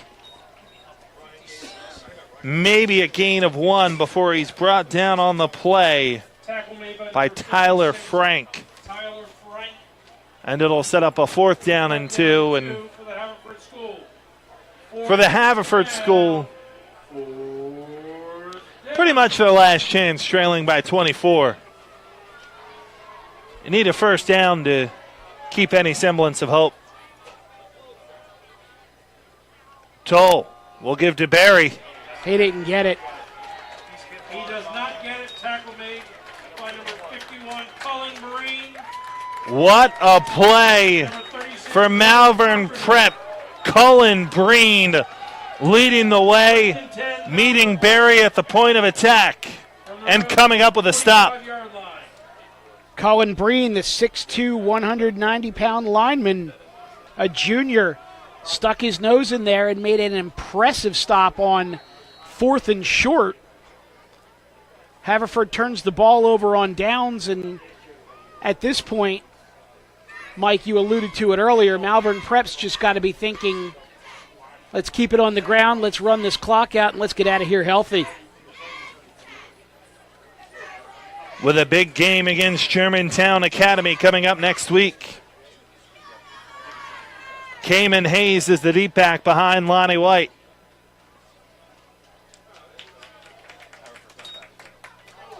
That could be trouble. Bad snap. The Fords think they have it, and they do. And they've recovered the ball on the Malvern Prep 40-yard line. Ed King comes up with a fumble recovery for the Haverford School Fords. And there's that man again.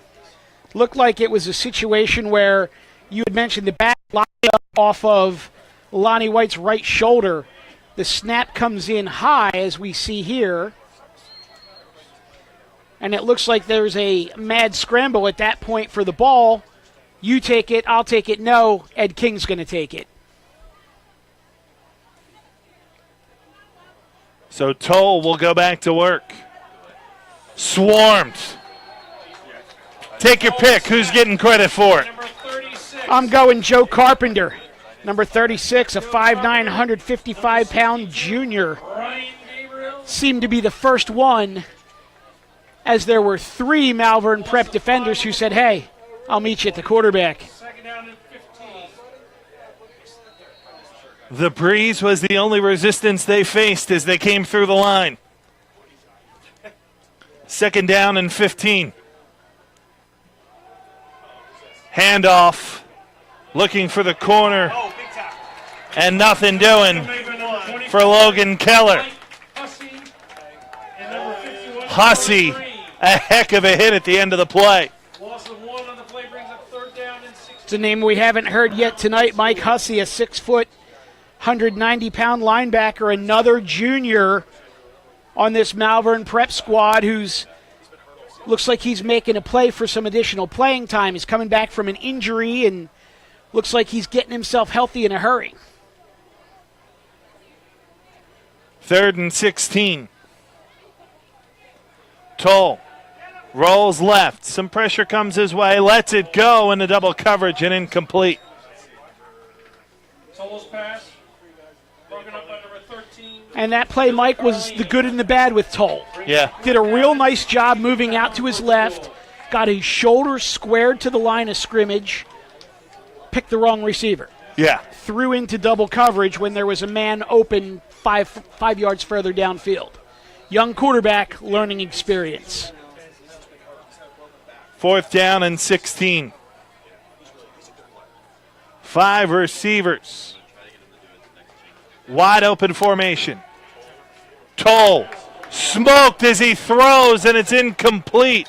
Toll is hammered by number 51, Colin Breen. Passes in. Colin Breen Malvern Prep takes over on downs.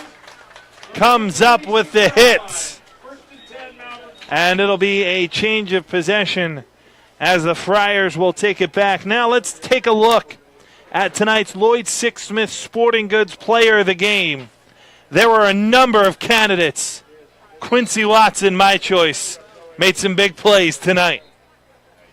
And I'd be hard-pressed to argue with you, Mike. Quincy Watson, the 5'9", 180-pound wide receiver, running back, linebacker, a junior here for this Malvern Prep squad, did a little bit of everything tonight, but he did it in a big way. He indeed did. A pair of touchdowns tonight for Quincy Watson, tonight's Lloyd Sixsmith Sporting Goods Player of the Game. Lloyd Sixsmith Sporting Goods is the leading supplier of the Philadelphia Public League. Visit them today at 7554 Frankfort Avenue in Mayfair for all of your sporting good needs.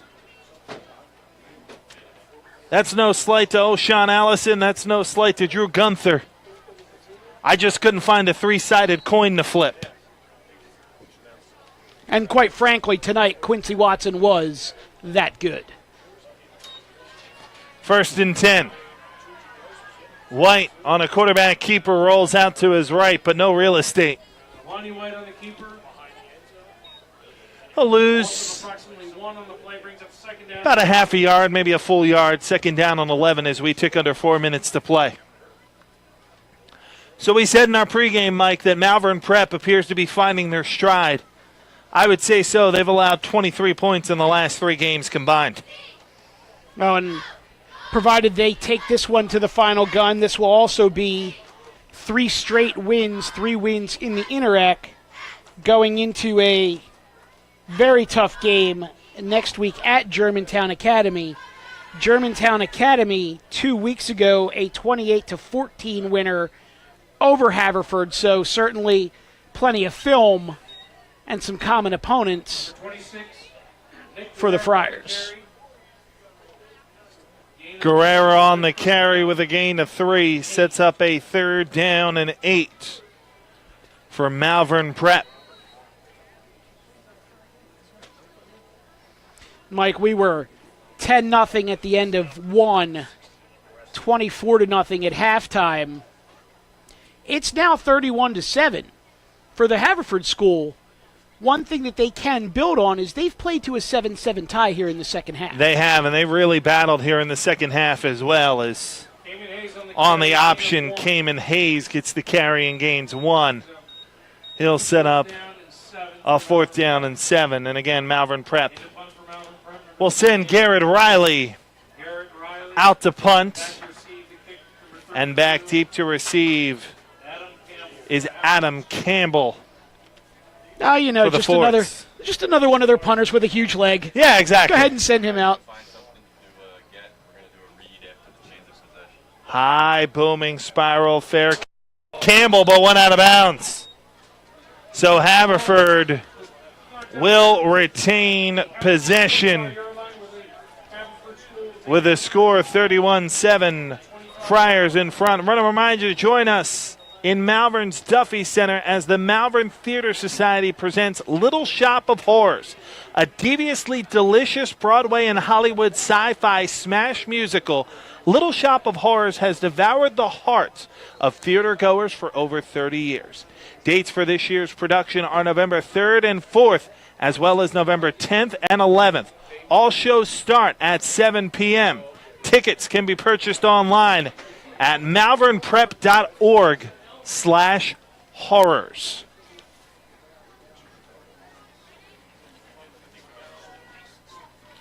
And when you say malvernprep.org/horrors, you are not referring to the Malvern Prep defense this evening. Correct. Although they have brought a House of Horrors tonight. Pass is incomplete as Dante Perry is now in the game at quarterback for the Haverford Fords, their third quarterback of the night. And Mike, for Malvern Prep, number 31, Cayman Hayes, a 5'11", 175-pound sophomore corner on the far side, almost came away with a gift. Had that ball stayed in the air just a tick longer, he may have taken that one about 25 yards the other direction.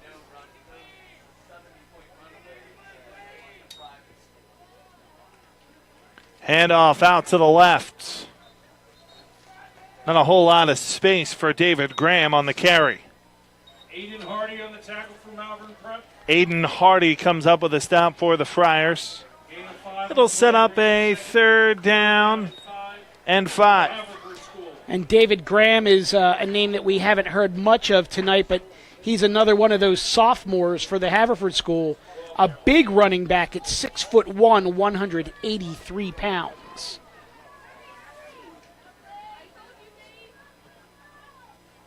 Perry hands it off. Nowhere to go for David Graham. Jack Jogerst comes up with a nice hit and the stop. Loss of 1 on the play brings up 4th down and 6 for the Haverford School. Only 70 seconds to play.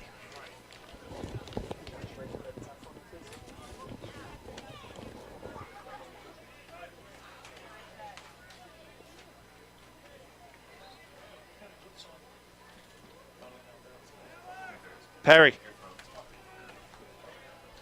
in the shotgun. Hand off and a sweep out to the left for Graham, and he'll get thrown down. No gain on the play. Out on the far side of the field. Believe coming up with the stop, that was 33, Joey Cook. Mike, it does look like we have some laundry on the field. But he brought him down via the face mask. And so it'll be a 1st down for the Fords. And that may give the Fords 2 more plays. Perhaps. A couple of more plays of varsity experience. No practice can prepare you for it like the game can.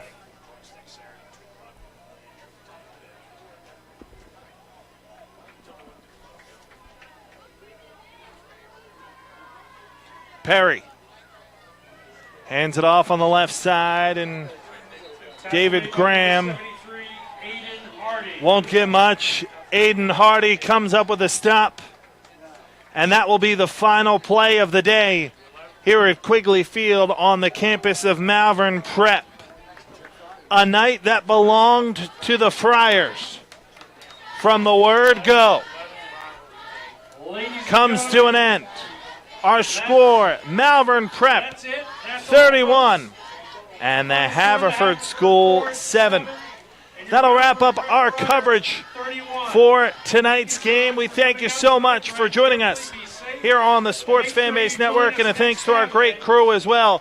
On camera tonight, Sean Kelly, David Roberts, and Josh Abrams. Our scoreboard operator, Steven Silvestro, and our directors, Nick Paul and Josh Bellman. Ari Bluestein is the executive producer of the Sports Fanbase Network. For my broadcast partner, Mike Mataraki, I'm Mike Samsel. Again, our final. Malvern Prep victorious over the Haverford School. The final, Friars 31, Haverford School 7. Make sure you stay tuned to the SFBN.com. Also follow us on social media as well for updates on our upcoming broadcast schedule. Until next time, thanks so much for joining us. Have a great night, everyone. You've been watching the Sports Fanbase Network presented by Payroll Service Solutions.